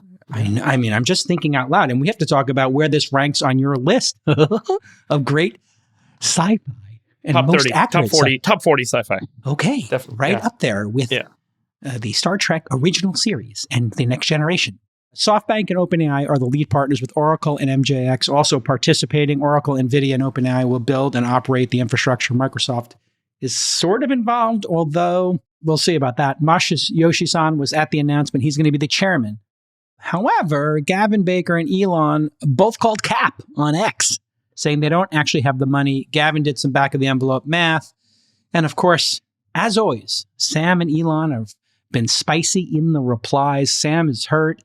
Elon is dunking. It's just their relationship is so fluid. Microsoft CEO Satya Nadella jumped into my thread with Elon saying he was good for the 80 bill and that he was ready to build other products and services, and that was what was important. What do you think here, Thomas? Is this, are you an investor in OpenAI, I guess? Let's get that out there. Or in XAI, just so we know where you're coming from here if you're talking your book. But I am an investor in OpenAI, and okay, so there's 3 points I want to make here. Go. Point number one, going back to the origins of this podcast, and sitting watching both public market investors and venture investors. One notable difference is, I think venture investors tend to be very tribal. So if you're in one tribe, you are by definition not in another, and I think there's a lot of kind of domain-specific reasons for that. For me, as my legacy as a public market investor, I'm very comfortable being both, pro OpenAI and pro Tesla and pro X. And so I just kind of caveat that kind of, as a first point. My second point is, can we do a slight detour on Masa for 1 minute? And I'm curious to get your guys' opinion. But is Masa the GOAT? Because when I started in the growth business, I met with Yuri Milner and he said, Thomas, you get in the Hall of Fame if you can have one deal that gives you $1 billion return, i.e., whatever you invest plus what you take out is $1 billion or more. And he actually kept a tracker in his mind of who had made those deals and what share he had and et cetera. So let's go to Masa for 1 minute. Masa is the $100 billion club. Yeah. Okay. And not only that, he's actually done it twice. He did it the first time with SoftBank and Alibaba, which at its peak was a $200 billion win. And I think he ultimately netted like 80 plus billion out of it. So that's one. He did it again with ARM that he bought for 30 and now is sitting on a gain of 35 billion. And he could have done it a third time with NVIDIA, if he hadn't sold. I mean, guys. There's nobody like him. There's incredible. Nobody like him. Incredible. So, you're 100% right. You got to give the man his flowers. He is the GOAT. I'll tell you what, Chamath, I am never betting against Masa, ever, because you got to give the man credit for what he's done. And so now let's go to kind of OpenAI. You guys mentioned we do own some OpenAI. I am bullish on OpenAI, which I guess is now a counter against the grain kind of view. But guys, my point of view on OpenAI and the reason I'm so bullish is really kind of ChatGPT. And I do think when OpenAI gets, it does have different businesses, right? It's got the model business, it has the API business, and then it has the ChatGPT business, right? And if you look at the downloads, maybe Nick bring up the charts, but it is really interesting to watch the market share of ChatGPT versus Google, Gemini, and Grok. This is both in the US and international. It really is a dominant kind of franchise, right? It is maintaining 80% plus market share. JCal, if this was ride sharing, right, we would say, wow, this company is the winner, right? So to me, I think the quality of the ChatGPT franchise, right? I think they disclosed 300 million weekly actives, over 1 million enterprise users. It has become a core part of my own workflow. You know, I have it on my phone, I have it on my desktop, I use it all the time. I can't even quantify the value that it brings. It's so important for what it does for me. So, and I do think that it just keeps getting smarter. Every query that I ask, it learns more about me, it learns more about our system. So I do think the ChatGPT franchise inside of OpenAI is one of the great, most successful, fastest growing kind of stories. So that's kind of the underpinning of my kind of OpenAI thesis. You know, on Stargate specifically, look, I think the real question to me isn't whether they have the 500 billion, right? Because we know that the 500 billion could come from equity. It could come from Masa. If you look at Gavin's tweet, by the way, he does caveat it, right? Saying that assumes that Masa doesn't want to sell ARM and SoftBank, right? So I'm not sure. Or just lever it up and use debt. Correct. So you have debt. I think to me, the real question, guys, is do we ultimately believe that you can get an ROI on that 500 billion? Because if you can, there will be people that will want to fund it, right? You can do it data center by data center. You can do it actually at the GPU level, right? So the financing is there. To me, the 500 billion doesn't scare me from an absolute number. I think the question we really have to ask ourselves is, do we believe that the market is big enough, that the opportunity is big enough, that investors can get a return on the 500 billion? I think you so to me, that's the real question. I think you framed it perfectly. And since you bring up ride sharing and the 80% there, I really think that's an important thing to take a moment to settle on, because in that case, you didn't have Uber being challenged by Google, Microsoft, and Elon Musk, at the same time in a digital product as opposed to a real world product. And so, when I use Gemini or XAI and ChatGPT, and I use them all daily, and Claude, the difference between the products right now is really narrow.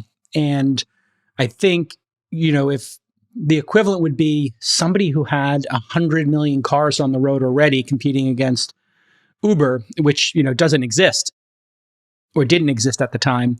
So that I think is the way I look at this, as a slightly different type of race. I do believe the ChatGPT franchise is worth something, but I think enterprise folks, when I talk to them, want the open source product most of all. So anyway, I think it's still anybody's game right now. And I don't know how you get a return on 500 billion invested in this. That's the other thing. And I don't know if that's the real number. Freeberg, what do you think? I don't know. Yeah, this is out here in some crazy. Well, I think, guys, the way these things happen, right, is you don't fund it all equity up front, right? I think these things get funded facility by facility, data center by data center across 4 years, right? And to Chamath's point, it's not just equity; it's site level debt and et cetera, right? It's a complex capital structure to these things. But look, we live also in a world, right, where I was just kind of looking at this chart, the kind of cloud CapEx chart, right? And we know that in total, 2025 CapEx for the top 5 players in the US is going to be 312 billion, right? So that's this year, that's in 1 year. So we can also kind of frame this in saying, hey, does that number make any sense versus what others are spending? It's at least kind of in the order of magnitude, right? When you think about it's over 4 years. By the way, another really interesting kind of corollary on this point is the US internet companies spend 20x what the Chinese companies spend on CapEx. Really interesting as we think about our competitiveness, right? Dave, to your point, it's not just power, it's also kind of compute. I mean, pretty powerful that you're spending 20x what your competitor is on these kind of advanced technologies. Chamath, how do you look at this? I think that value and money are correlated in some industries, like real estate or heavy industry, but I don't think that it's very correlated in tech. And I tried to say this in my tweet. I don't know, Nick, can you find this tweet where I was just talking about the DeepSeek model? So what did we see last week? We saw a model that got released by the Chinese under, by the way, a totally open source MIT license that you can run on a laptop And it turned out to be as good as OpenAI's O1 model, so a couple of versions old. But the point is that this model cost millions of dollars and was able to compete with a model that took billions of dollars to train. So my takeaway from that was that these costs are falling really precipitously. So that's sort of my one observation, is spending more money doesn't necessarily get you further along if the goal is progress. And I think that that's very true in what we're learning about AI, because we're learning as we go along. So then I think it just brings up this question of what is the point of saying all these grandiose numbers? And this is where, if you look at a different industry, like if an oil company came into the Oval and said they were about to spend $500 billion, you kind of know that it's real because you know what these things cost and you know what the entire infrastructure will be, and you know it's all directly correlated. So we know what goes on. Yeah, so the deeper the oil is in the ground and the harder the rock is that you got to break through to get there, the more you have to spend. So those numbers become very grounded in reality. If you were a rocket company and you wanted to build a rocket and send it to Mars, you can also be very detailed in what the costs are. And you can assume some amount of reductions of scale. If somebody said you'd have to spend $500 billion. The thing is that when in this world, it seems that there are these advances that are happening that allow you to do things cheaper and cheaper almost overnight by spending 1/1000th of what you spent even 6 months ago. I think the spending money part, to be honest, is more of a gimmick than it is a technical commitment. So I guess if they want to spend the money, go ahead, but it doesn't actually tie to whether they're going to be able to make custom vaccines, whether they're going to cure cancer. So I kind of thought that these things were disjoint. And so my takeaway was entirely different. It was not a commentary on Masa or Larry or Sam. I think all of those three companies are frankly very good. It was more a comment that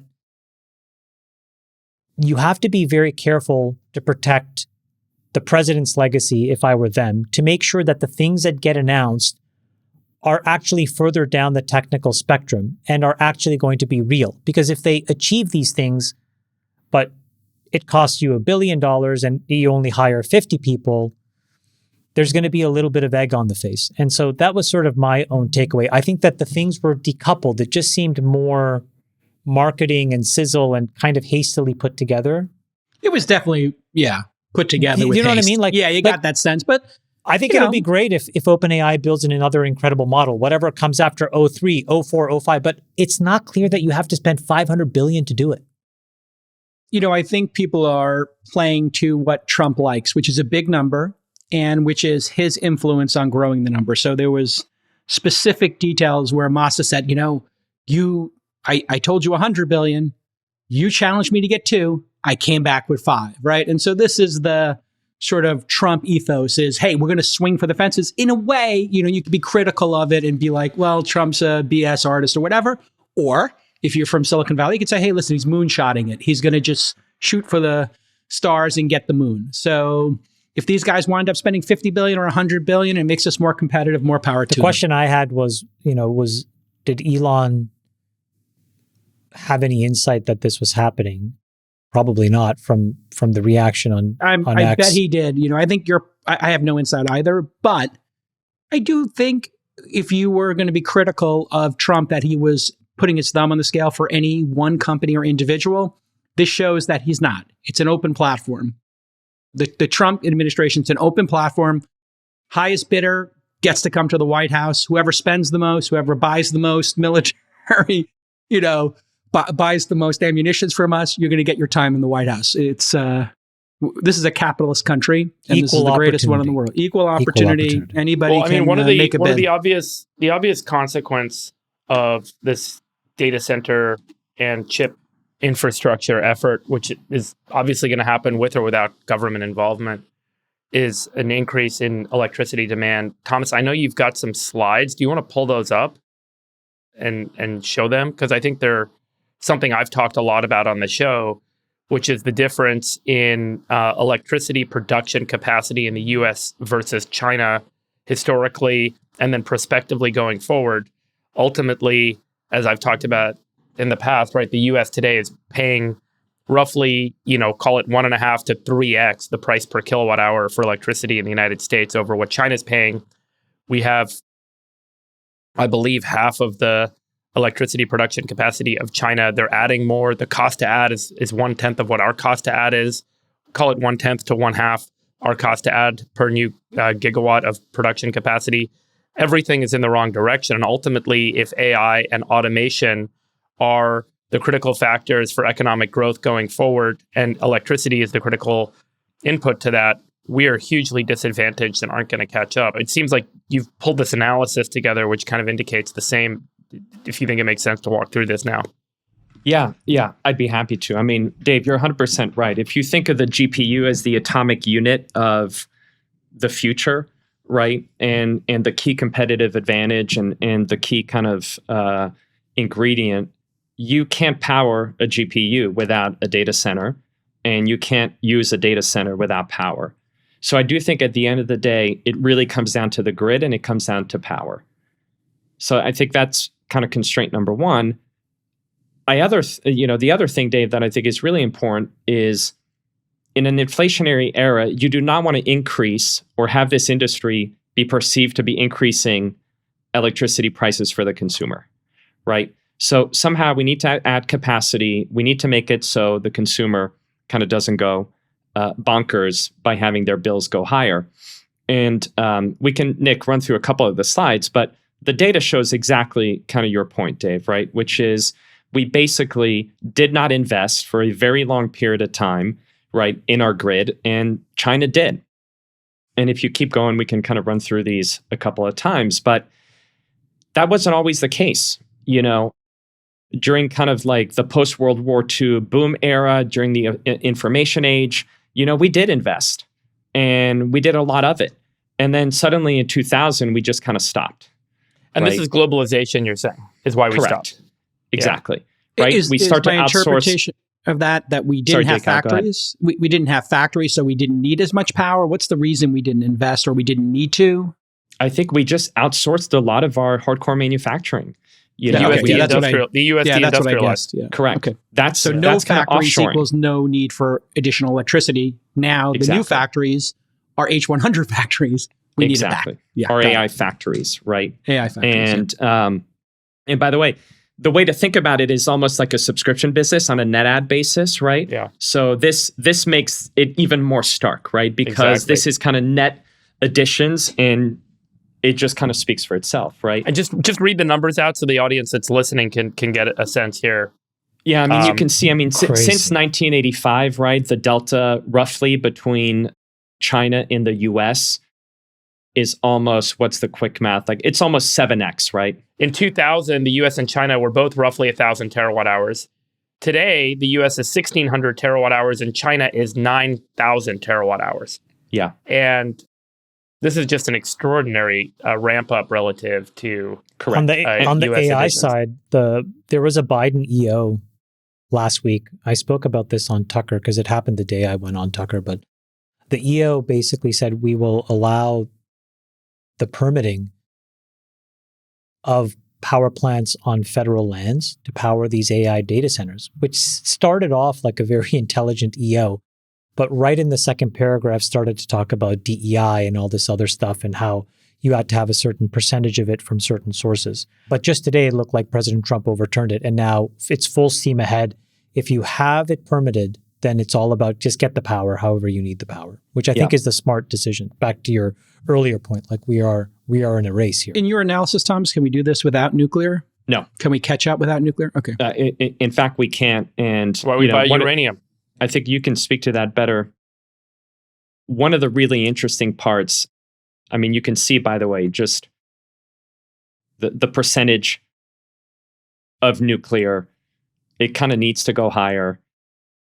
I don't know if you guys have been following this stock in the public market, guys, called Constellation Energy. Oh, yeah. It's a really interesting idea. What's interesting of what Amazon and Microsoft is they're actually signing deals directly with these companies, right, to do what's called behind the meter, right, types of deals. So they have direct energy access. To your point, Chamath, on the Biden administration, at the end of last year, a deal got publicly announced, that federal agencies were also contracting directly now with CEG to power some of their facilities. And even though in total the number was small, we took it, and I think the market took it as a clear indication, right, that the government, even under Biden, was acknowledging that nuclear is the best path forward. So, we expect and we think just the trend generally towards nuclear energy is going to continue. It's been proven in China. It's been proven in Europe. I think it will show to be a key part of the AI kind of arms race, over the next 10, 20 years. Yeah. This is, to me, kind of the story in one slide, right? Which is if you look at basically the nuclear capacity in the US, it's basically been flat for 25 plus years, right? Ridiculous. Since the 90s, so, yeah. Right. And so when Scott Besson was asked, are we in a green energy arms race with China, he was thinking about chart number on the right, right, which basically shows how much nuclear China has added, right, over that time period. And so I think it's pretty clear what the answer is. I think China is leading the way in that measure, and I think we need to follow. Yeah. Well, and I think what's really important to note is over that same period of time, Thomas, we're in a different era on nuclear than we were when we had 3 Mile Island and, prior to that, Chernobyl. We have new Gen 4 technologies that are meltdown proof, that have a totally different architecture where there isn't a setup where you have runaway heat and ultimately a collapse of the reactor and a release of radioactive material, which is what happened at Chernobyl. These new systems, which we highlighted on the show a couple of months ago, like the pebble bed reactor that's been in production making electricity in China, are incredible new technology architectures, and they're here and they're running. And China's rolling out dozens or hundreds of these, and the United States is rolling out 0. And that needs to change. And I think we only have a couple of months to get the engine stood up that will allow us to make the material, that will allow us to make the production technology needed to actually deploy these stations to try and have a shot at catching up. And if we don't, we're going to be hugely disadvantaged on an energy cost basis. We're going to be hugely disadvantaged on an ability to actually deploy AI technology competitively. That's key. And by the way, you also can look at France, right? My home country, not known as a technology leader, but 70% of its energy, of its electricity comes from nuclear. But France held the line, right? When Europe tried to really deprecate its use of nuclear, Germany did, but France held the line. Yeah, it's too important, Chamath. It's 70% plus. So I think there's examples, it's doable. And I think now with AI, it's a matter of national security. National security. And we got to get Trump it done. Yeah. By the way, that'll dovetail into fabs, right? Which is obviously another key component, which is a short term for semiconductor manufacturing facilities, right?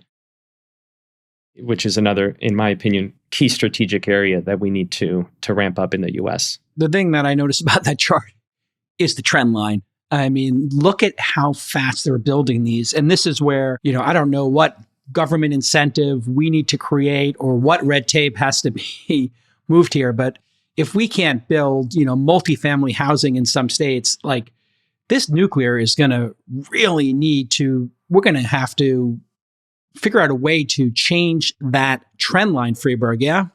I mean, what would it take to build these nuclear power plants at an accelerated rate? I will tell you that there is a lot of capital, and we mentioned this last time, a lot of intellectual capital in the United States that's eager, hungry, and ready to get moving on build-out.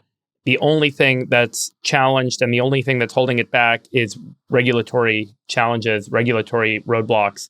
And if those get removed through emergency action, I view this to be more of a national security threat, frankly, than the border.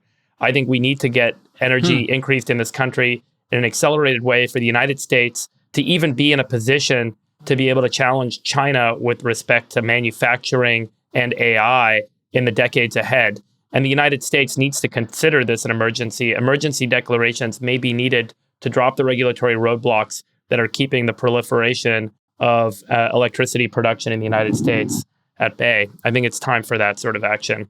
So I think that's the only thing that's getting in the way. So we have the tech, we have the physics, we have the will, we have the talent, we have a blocker, and the blocker is regulation. And that regulatory blocker needs to have leadership in government to remove it.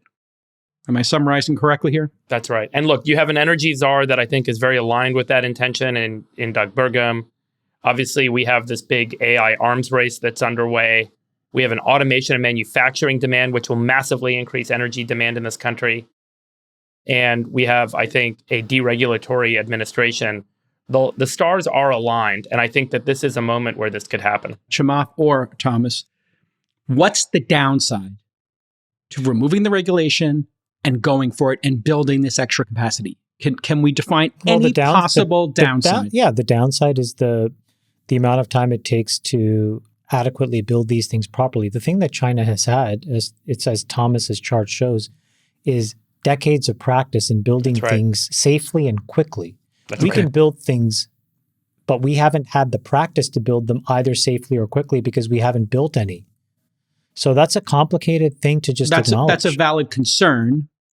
If there is any resistance to this, Thomas, what would be on the top of that list? Just theoretically, how could anybody want to block this? What would be the resistance? One other element, guys, I think you know that we are blocking the ability of China to get access to the latest GPUs, right? And the whole point is we don't want them to develop systems that could be used against us. But if one day China had 10x our power capacity, it won't even matter, right? Because they'll just have so many more, whether they're not quite the same advanced GPUs or not, they'll just have so many more of them. Their industrial AI capacity will be so much larger that even if we have the best H100s and the latest technology that Jensen and others can provide, it won't matter. So in order to make our strategy effective, we need to be able to build this power base.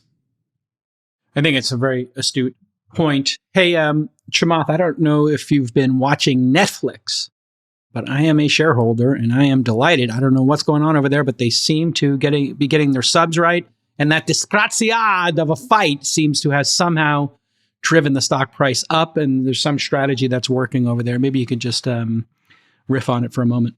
I have the opposite take. Okay. Yeah, I mean, it's obviously a very good company.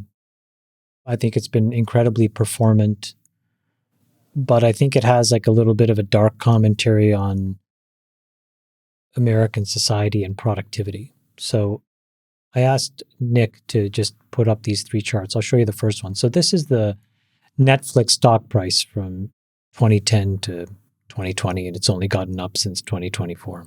Okay. And the only reason I did it at 2020 was because the other data. I went to the CDC and I said, well, show me the percentage of people, Americans, taking SSRIs over that same period. For depression, for depression, anxiety, etc. And what you see that it's also gone up. And then the last chart, I went to the U.S. Bureau of Labor Statistics and I said, what has happened to the labor participation rate over the same period? So I'm not blaming Netflix, but I think that this is a bit of a commentary on sort of what's happening in society. It's a little bit of a leading indicator where as the company does better and better, the reality is that that company wins by being a sink for people's time. It's where you go to Netflix and chill. It's a phrase that we all understand. But the dark underbelly of it is that there's just a lot of people that are a little bit more dejected. There's a lot of people that just opt out and just don't decide to work. I think you could graph the fertility rate and it's gone down ratably as well. So it's all of this soup that is about people living in a life that unfortunately just doesn't exist. So, I mean, it's a well-run business and I wish them all the best at some level, but at some other level, I think it's a commentary that as this company does better and better, there are more and more people that are living a shell of what their life could be. So cause and correlation aside. It's obviously correlated. This is not causal, you know. Yes. Netflix is not causing depression, but it's just the thing. And there's other things that obviously you can put on this plate. Sure. But that was my reaction is I just think that the more time people are sort of detaching and plugging out, the more that you're going to see these companies that provide ways of distracting yourself do well. I'm not sure that society benefits. What do you think, Thomas? Opioid for the masses or just the golden era of television?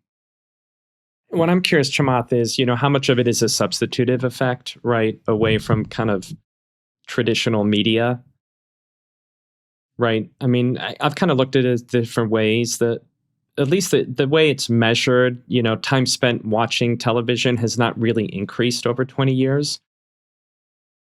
To me, it's more a reflection of, I could overlay the stock chart of, Fox and Comcast and, CBS, and just have all of those have imploded. I think people have been kind of substituting, right, away. I think the question then that you have to ask is there a reason that maybe the Netflix product is fundamentally more unsafe or detrimental to someone's health than the prior broadcast? Well, the one thing that I would say is, and this is not a Netflix commentary, but a general commentary, which is online products versus linear products have the power and the benefit of this algorithmic targeting and personalization. And I think that what Netflix has successfully figured out, and a bunch of other products have successfully figured out, is that you can hyper-tune to what people think they want. But what people think they want is not necessarily what they need. I think when you had linear television, you kind of had to take what was given. You didn't love Cheers, but you watched Cheers. You didn't love St. Elsewhere, but you watched it. Now it's that you can go into a place where the thing really feeds you, and it gives you a very visceral feedback loop. And you can stay there binge watching something for an entire weekend. And I think the question is, what didn't you do? Yes. Necessarily didn't work out, necessarily didn't eat well, didn't spend time with friends. And by the way, laughing. I'm not saying that I don't do it. I've done it as well. Like our group chat, one of the interesting things when Jason, he's very good about television and stuff. He says, this series is amazing. Our other friend, Rob Goldberg, does the same thing. It's hard for me to start it and then not end it. Mm-hmm. It's addicting. Yeah. But I have to really check myself, because then for those 2 days, I'll be tempted to not leave my bedroom. But my kids are like, where's my father? And so I think it happens to all of us. Yeah. It's just a thing that, again, I'm not trying to pick on Netflix. I'm just trying to say societally, I think we want people that are vigorous and engaged in the real world. And, there needs to be a balance. Yeah. I wholeheartedly agree. And I think you have to schedule these things. You have to make it a permanent part of your life. Playing poker on a certain night of the week, doing certain things on the weekends with your kids, having certain rituals. The real damage to our kids is not that the screens are damaging them, it's that it's replacing time. I think which we were alluding to there, Thomas, this anxious generation, as Jonathan Haidt, and we had a great interview with him, myself and Freeberg in the All In interview series. That is what's happening. Kids are substituting, whether it's TikTok or Netflix or YouTube time, for time with their friends, time doing physical activities. So you really just have to limit the screen time so that those other things and the boredom can emerge. And we will be having a talk in the coming years about dopamine. It is something that these algorithms have gotten really good at doing, which is firing your dopamine. Every time you swipe that TikTok, every time you get to the cliffhanger in a series or, a Mr. Beast video, not singling anybody out. He's just a master of it as well. They're just all really good at giving you that hook, that amazing moment. And musicians are doing this now too with the hooks, and then the hooks go on TikTok. The dopamine addiction, when you get burnt out late at night, getting those dopamine hits, the next day you feel depressed. Then you go to a doctor, and the doctor said, "Oh, well, you have depression. So here's your Wellbutrin, or here's your whatever I don't know what the things are of the moment." I'll just tell you what I focus on and what I focus on with my family: sleep hygiene, diet, exercise, meditation. Do these 4 things, and you will reverse these trends. You don't need it. Listen, I don't want to tell you what to do. Meditation's hard for kids, but I get the first 3. You know what? Try it. And listen, I'm not talking my own book By here. the way, what's crazy? Get the Calm app. It has a bunch of stuff for kids. When I was growing up, I grew up Buddhist. My father would make us sit there at 9:00 every night. And my sisters and I would have to say this Buddhist prayer, and then he would make us close our eyes for 15 minutes. And he said, meditate. And I was like, I don't know what meditation is, but I was forced to just keep my eyes shut. And I would just daydream. But I suspect that there was like some reasonably grounding value in that. So I get what you're saying. have such a negative connotation from it. I've never been able to come back to it because of that experience. But I would just daydream. And by the way, what I daydreamed of was getting out of that house. I was like, I got to be so successful. You got a vision. Yeah, I was a vision came to you. I got to manifest some success here because this sucks. Hey, Thomas, thanks for coming on the show. Great first appearance here as a bestie. We'd love to have you back. Unless the king returns at some point. You're the best. You should come back. And you should also come back to the All-In Summit. Come back. I'm in for both. And I know we still have some great topics like Hawk 10 and others that I want to get to someday. So, well, that's actually when you come back, which we will do at some point in the next few months, I would love for us to double click into Hawk 10. So for folks that are listening. Wait, what? We were going back and forth. Hawk 10 is the CEO of Broadcom. And the reason when Thomas brought this up, hey guys, let's double click into Broadcom and the CEO, the reason why I was excited is that it is the only $1 trillion company that nobody talks about. Everybody knows NVIDIA, everybody knows Amazon, Meta, but Broadcom is a $1.12 trillion business. And it started basically through a whole series of roll-ups. Anyways, we'll double click into this with you because I think it's this is not the Broadcom we're all thinking of from the telecom era, is it? It is. Yeah, Henry Samueli. Yeah. Correct. The same one is still around. I will leave you guys with a teaser to tease the next episode when we talk about it. And I'll tell you the story that when Hawk bought Broadcom, J-Cal, to your point, Broadcom is the pride of Orange County, founded by Henry Nicholas and Henry Samueli, kind of legends in semiconductors, a legendary name. So it meant a lot to them that the combined company, Avago was buying Broadcom, keep the name Broadcom.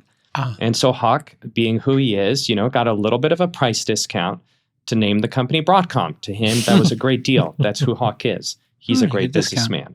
But what is the ticker of this particular company? AVGO. And so I said, Hawk, why is the ticker still AVGO? And you know what he said to me? Turned to me, he said, Thomas, they forgot to negotiate for the ticker. Oh, never forget the ticker. Interesting. I mean, when he started, what was the market cap? 3.5 billion, Chamath. It was not only was it an orphan because it was bananas. a spin out of HP. It was a spin out of HP. It was a double orphan. 300x. Look at this. Yeah. Well, what's really interesting is in the last 5 years, the market cap's grown by 8x. NVIDIA's grown by 20x, but Intel over the last 5 years is down 70%.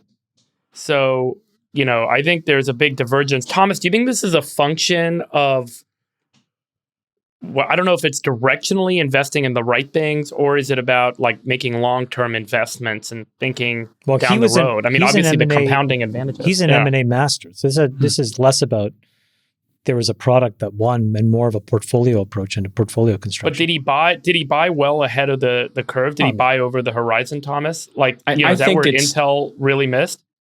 I think Intel really missed. It's a complete abdication of corporate governance at the board level and the CEO level. Hey guys, breaking news story coming across my feed. I don't know if you can pull this up, Nick, but there's a video trending on the internet. Apparently an executive order has just gone across the president's desk, and it was delivered by none other than a gentleman named David Sacks. Now there's a name I haven't heard in a long time. Crypto EO. We're going to be forming an internal working group to make America the world capital in crypto under your leadership. Which is really going up, right? Absolutely. Here we go. Whoa. Look at this. What? He's using a Sharpie there to sign these executive orders? Oh, Sacks gets to keep the pen. There it is. An executive order. I love how he holds them up. It's so great. I wonder if Sacks gets to keep that. They might not be excited, but they're going to make a lot of money for the country. Thank you, sir. And so is David. Oh, your reaction, Chamath. I think this is great. So we're going to make crypto great again. I'll be a little bit more specific. So I think that there are a handful of ideas that, if we can implement them correctly, are really revolutionary. I think that it's good to have a stockpile of crypto. I have less of an opinion on that. I think a set of stablecoin rails that makes payments instantaneous and costless is an enormous acceleration to GDP. It would cut fraud. And I think that David's going to go and figure that out. And You're talking about stable coins specifically? Stable coins. I mean, I talked about this at the beginning of the year as my one of my predictions, but I do think that the United States stablecoin rails will be hugely disruptive and value added. He's going to have help from the head of the SEC and the head of Treasury to do it. I just think it's great. I think Sacks is already off to a hugely fast start. The entire country knows that we need to win the AI race. The numbers are the numbers. You put up a chart like that, Thomas, and there's only one way for us to win, and that's to build more nuclear power plants. And so I think he's just got to hammer this through, and let's see who tries to stop it. I don't know if AOC or Elizabeth Warren, Pocahontas, Bernie Sanders, who wants to jump in front of this Trump train right now, but I think you'll get slaughtered. If only there was somebody who could comment on this executive order. That's what I need. You know, Chamath, if I had the bat phone, if I could call somebody, who would you call, phone Jason? A friend. Who would you call? I don't know. I had my Saxy Poo was always on speed dial. We used to hang in between. We'd have these great battles here on the pod. Then we go play chess together. We go have some drinks at the Battery. But, that was a different era. And, I don't got my boy anymore. He's busy. Oh, do we got him? Everybody? Thanks for tuning into the All In podcast. I'm your host, Jason Calacanis. We will see you next time. Bye. Oh, sorry. What? What? There he is. There he is. He's back. Back to reclaim his seat. It's Welcome yours. home.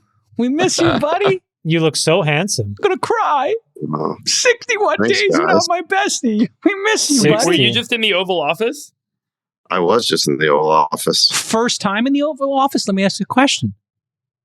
Was that your first time in the Oval? Well, technically it was my second, but... How was it, Sacks? How's it been so far? It's pretty incredible. Yeah, it's really been pretty incredible. Well, tell us, what are the vibes and what's it like to go in to the Oval Office and to have that executive order signed? Tell us what the moment was like, and then tell us what's in the executive order.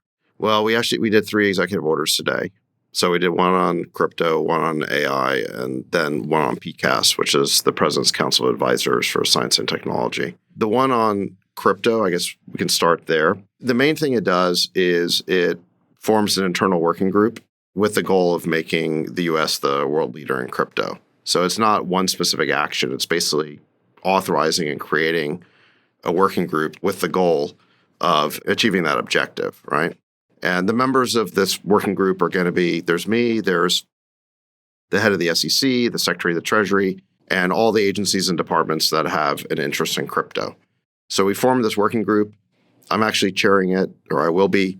And again, the goal here is to identify and make recommendations that the departments would then take back and they could execute. And just, again, with the goal of making America the world capital of crypto, as the president said at Davos today. And then the other 2, Sacks? Yeah, so that's crypto. Next one's AI. So the number one thing that EO does is rescind the Biden EO, which we talked about on this podcast, I don't know how many episodes ago, but remember it was this 100-page monstrosity of burdensome regulation.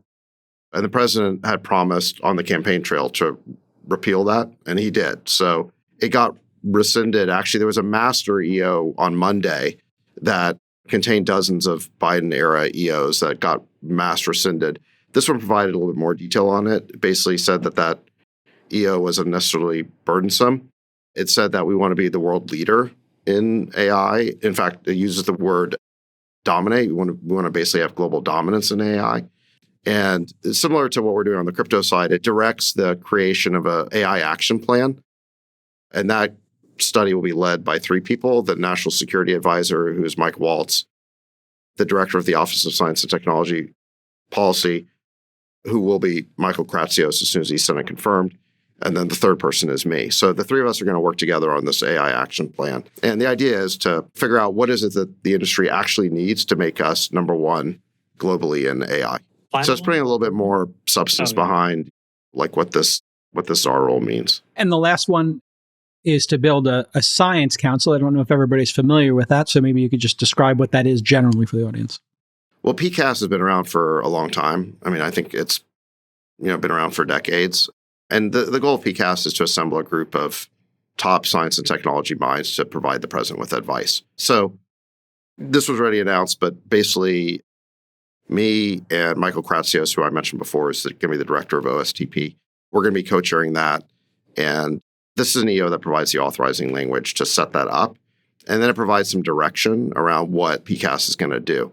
I think some of the language that Freeberg may like is just, it talks about the need to return to kind of truth-telling in science and kind of getting away from woke science. The AI order discusses this as well. We don't want AI models to be ideologically biased, have an agenda. I don't know if it uses the word woke AI, but that's basically what it's talking about. We want AI models to be as politically unbiased as possible. Well, if you need a recommendation for somebody for the council, I know somebody who is extremely well-versed on science. He's got a broad array of science knowledge. Hear, hear.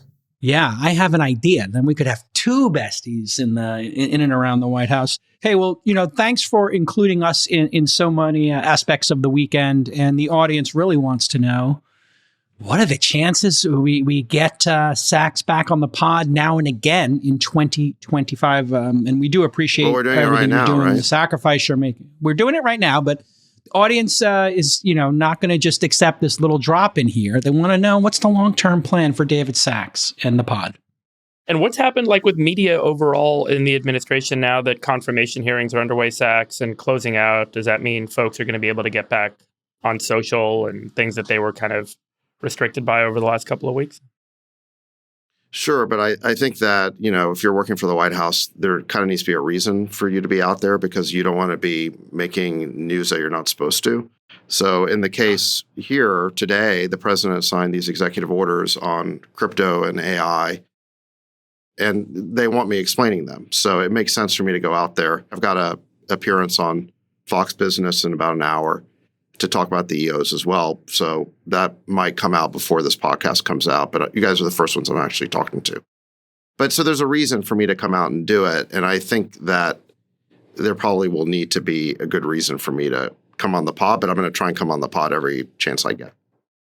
All right. Well, this is our appeal to DJT to let you come on and just chew the fat, and maybe there's some upside to it for him. Do you miss being on the pod, Sacks? Oh. Yeah, sure. Of course. We miss you so much. Look, I'll be back. Don't worry. At some point. Are you a little emotional right now, Sacks? What are your favorite memories from the inauguration weekend? Well, the inauguration ceremony itself was really pretty spectacular. You were there in the Capitol, Chamath. Yeah. It's funny. Jack and I kind of took our seats in the rotunda, kind of in the back in the peanut gallery. And I thought that's where I was going to be sitting. And then somebody comes up to me and says, Mr. Sacks, we have a seat for you up front. And so they put me on the dais. You were with the big boys. Yeah. It was the Secretary of State, the Secretary of Treasury, and then me, and then we were behind the Trump family. You may not have seen me because those Trump kids are pretty tall, but that whole family is very tall. So I kind of disappeared a little bit. But in any event, they put me on the dais, which was really pretty crazy. I wasn't expecting that. I didn't realize that. Yeah. It was a huge honor. There was a shot where David and Jacqueline were in the front. They looked amazing. And they were kind of looking around for where to sit. And I was like, this can't be right because he must have had a name. So it's good that it all got sorted out. But what was the vantage point from your side? Basically, you're looking out. Yeah, I was looking out and I could see the faces of the Democrats as the president came out. President Biden and Kamala Harris. They didn't look too happy. No, I wish they had a fixed camera on them the whole time. I wanted to see the reaction shots side by side. I've seen some of the reaction shots. Oof. Hey, Sacks, just. that was really unique to have. I thought that speech was really incredible because, first of all, it was completely consistent with everything the president had said during the campaign. And so you really felt like he has a mandate here because this is everything he said during the campaign. It reminded me a lot of, there's that famous quote by Abraham Lincoln that public sentiment is everything. With it, you can accomplish anything. Without it, you can't do anything.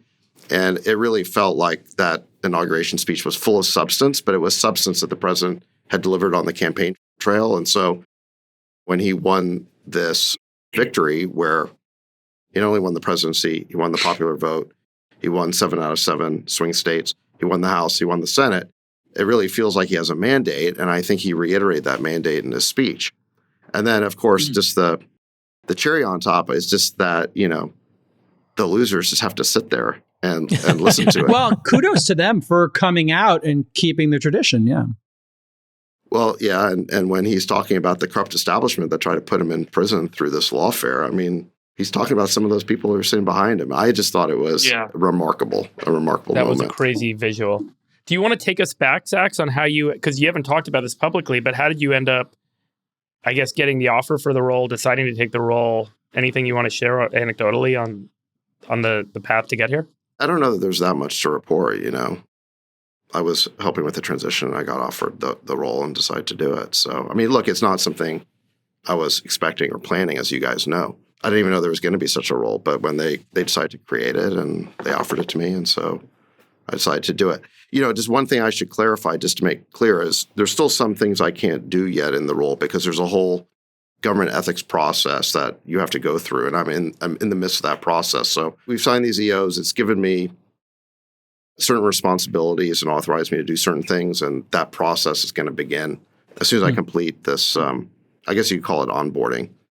So just to be clear about that, there's things I can do, there's things I can't do. I can kind of be in listening mode. I can't be necessarily shaping policy yet. So that's all going to be worked through over the next couple of weeks. All right, Sacks, I got to ask. First time in the Oval. What's going through your mind? Yeah, great question. My head was on a swivel, one of those moments. You're like, you can't really believe that you're there. It does feel a little bit like you're on a movie set. I mean, it's so famous, obviously, to be in that office. Is it bigger in person or is it smaller in person? What is it? I thought it seemed about the right size. I know that one of the things people say about it is that it's smaller than you expect. I didn't feel like it was smaller, but it also didn't feel bigger. It felt like, the Oval Office that you've always seen. The other people who are in there who've been in there, the staffers who've been in there 100 or 1,000 times, it's obviously it wears off and it's like just where they do their work. But yeah, I've got to admit, the first time you go in there, you're pretty awestruck. There was a post that J.D. Vance, now the vice president, had where he actually, do you guys see this? Mike Johnson. I saw the video. Yeah, with Mike Johnson. It's pretty crazy. Yeah. He's walking in and he's in shock. Because he had never been in there. I guess he became a senator a few years ago. And we've had a Democrat president, so he never had been to the Oval before. Video, yeah. And he said that he was honored and humbled to be there. I mean, that's the way I felt as well. Those comments by the vice president resonated with me. I think probably every American would feel this way the first time you're in the Oval Office. It is pretty incredible. You want me to repeat the words that the president said about you? There's nobody like this guy. They said, how did you get David Sacks? How did you do that? He's doing it for the country more than anything else. We appreciate it, David. Thank you very much. He's been really nice to me. It's really incredible. He's been just incredible to me. And he gave me the pen from the signing, which is pretty cool. Wait, can we see the pen? Can we see the pen? What's the brand of the pen? Well, it's not branded. Basically, it says the White House on one side, and it's got his signature on another. Nice. And so, look, I wasn't expecting any of that. Case. Is it like a Sharpie? What is that? Is it a Sharp? It is a Sharpie. Like you've seen him sign, right? Yeah. So it's what I assume it's what he likes. But so he gave me the pen, which is pretty incredible. Have you guys seen that there's all these ASMR videos of the president signing, where you can just hear the pen, the pen on the paper? It makes exactly. There's like all these ASMRs of that. Well, Freeberg wants to know if you could assign his new Tesla. He wants you to sign it with that pen. He wants you to autograph it. So when you get back to the Valley, you can start doing autographs with that all around. No. I think only the president's allowed to use this pen. Only the president's allowed to use. Okay, well, put it somewhere safe. Okay, don't lose the pen. You got to put it in a glass box or something. And Sacks, there's thousands of commenters who are just begging for you to come back. Do you have a message to your legions of commenters? Well, I thank them, and I'm back right now. I know maybe it's not enough, but soak it in. It would help if you guys could just do a better job on the pod so they weren't complaining all the time. We'll do the best we can without you. All right, get back to work. Get back to work. Come on. This taxpayer, you're on the taxpayer clock here. Go back to work here and save America. Make America great again. Listen, we wish you great success. We miss you greatly, and we thank you for the service to the country. We wish you all the best as you go handle two of the most important issues for our country, AI, and help advise our president on cryptocurrency as well. Love you, Saxy. And PCast. Congrats. And PCast, yes, of course. And PCast as well. Boys, love you very, very much. David, love you. Hopefully see you on Tuesday. Yes. And Thomas, thanks for coming in. See you guys. Thanks for the opportunity. Thomas, thank you very much. You on were the great. All Thank In you. Podcast. Thank you, Thomas. Bye-bye. Love you, boys. See you guys. Bye. We'll let your winners ride. Rain Man David Sacks. And instead, we open source it to the fans, and they've just gone crazy with it. Love you, Besties. Queen of Quinoa.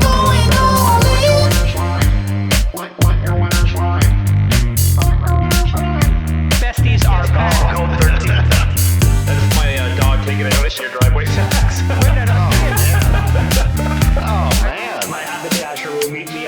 We should all just get a room and just have one big huge orgy because they're all just useless. It's like this sexual tension that they just need to release somehow. Wet your beak. Wet your beak. What? We need to get merch. Besties are back. I'm going all in.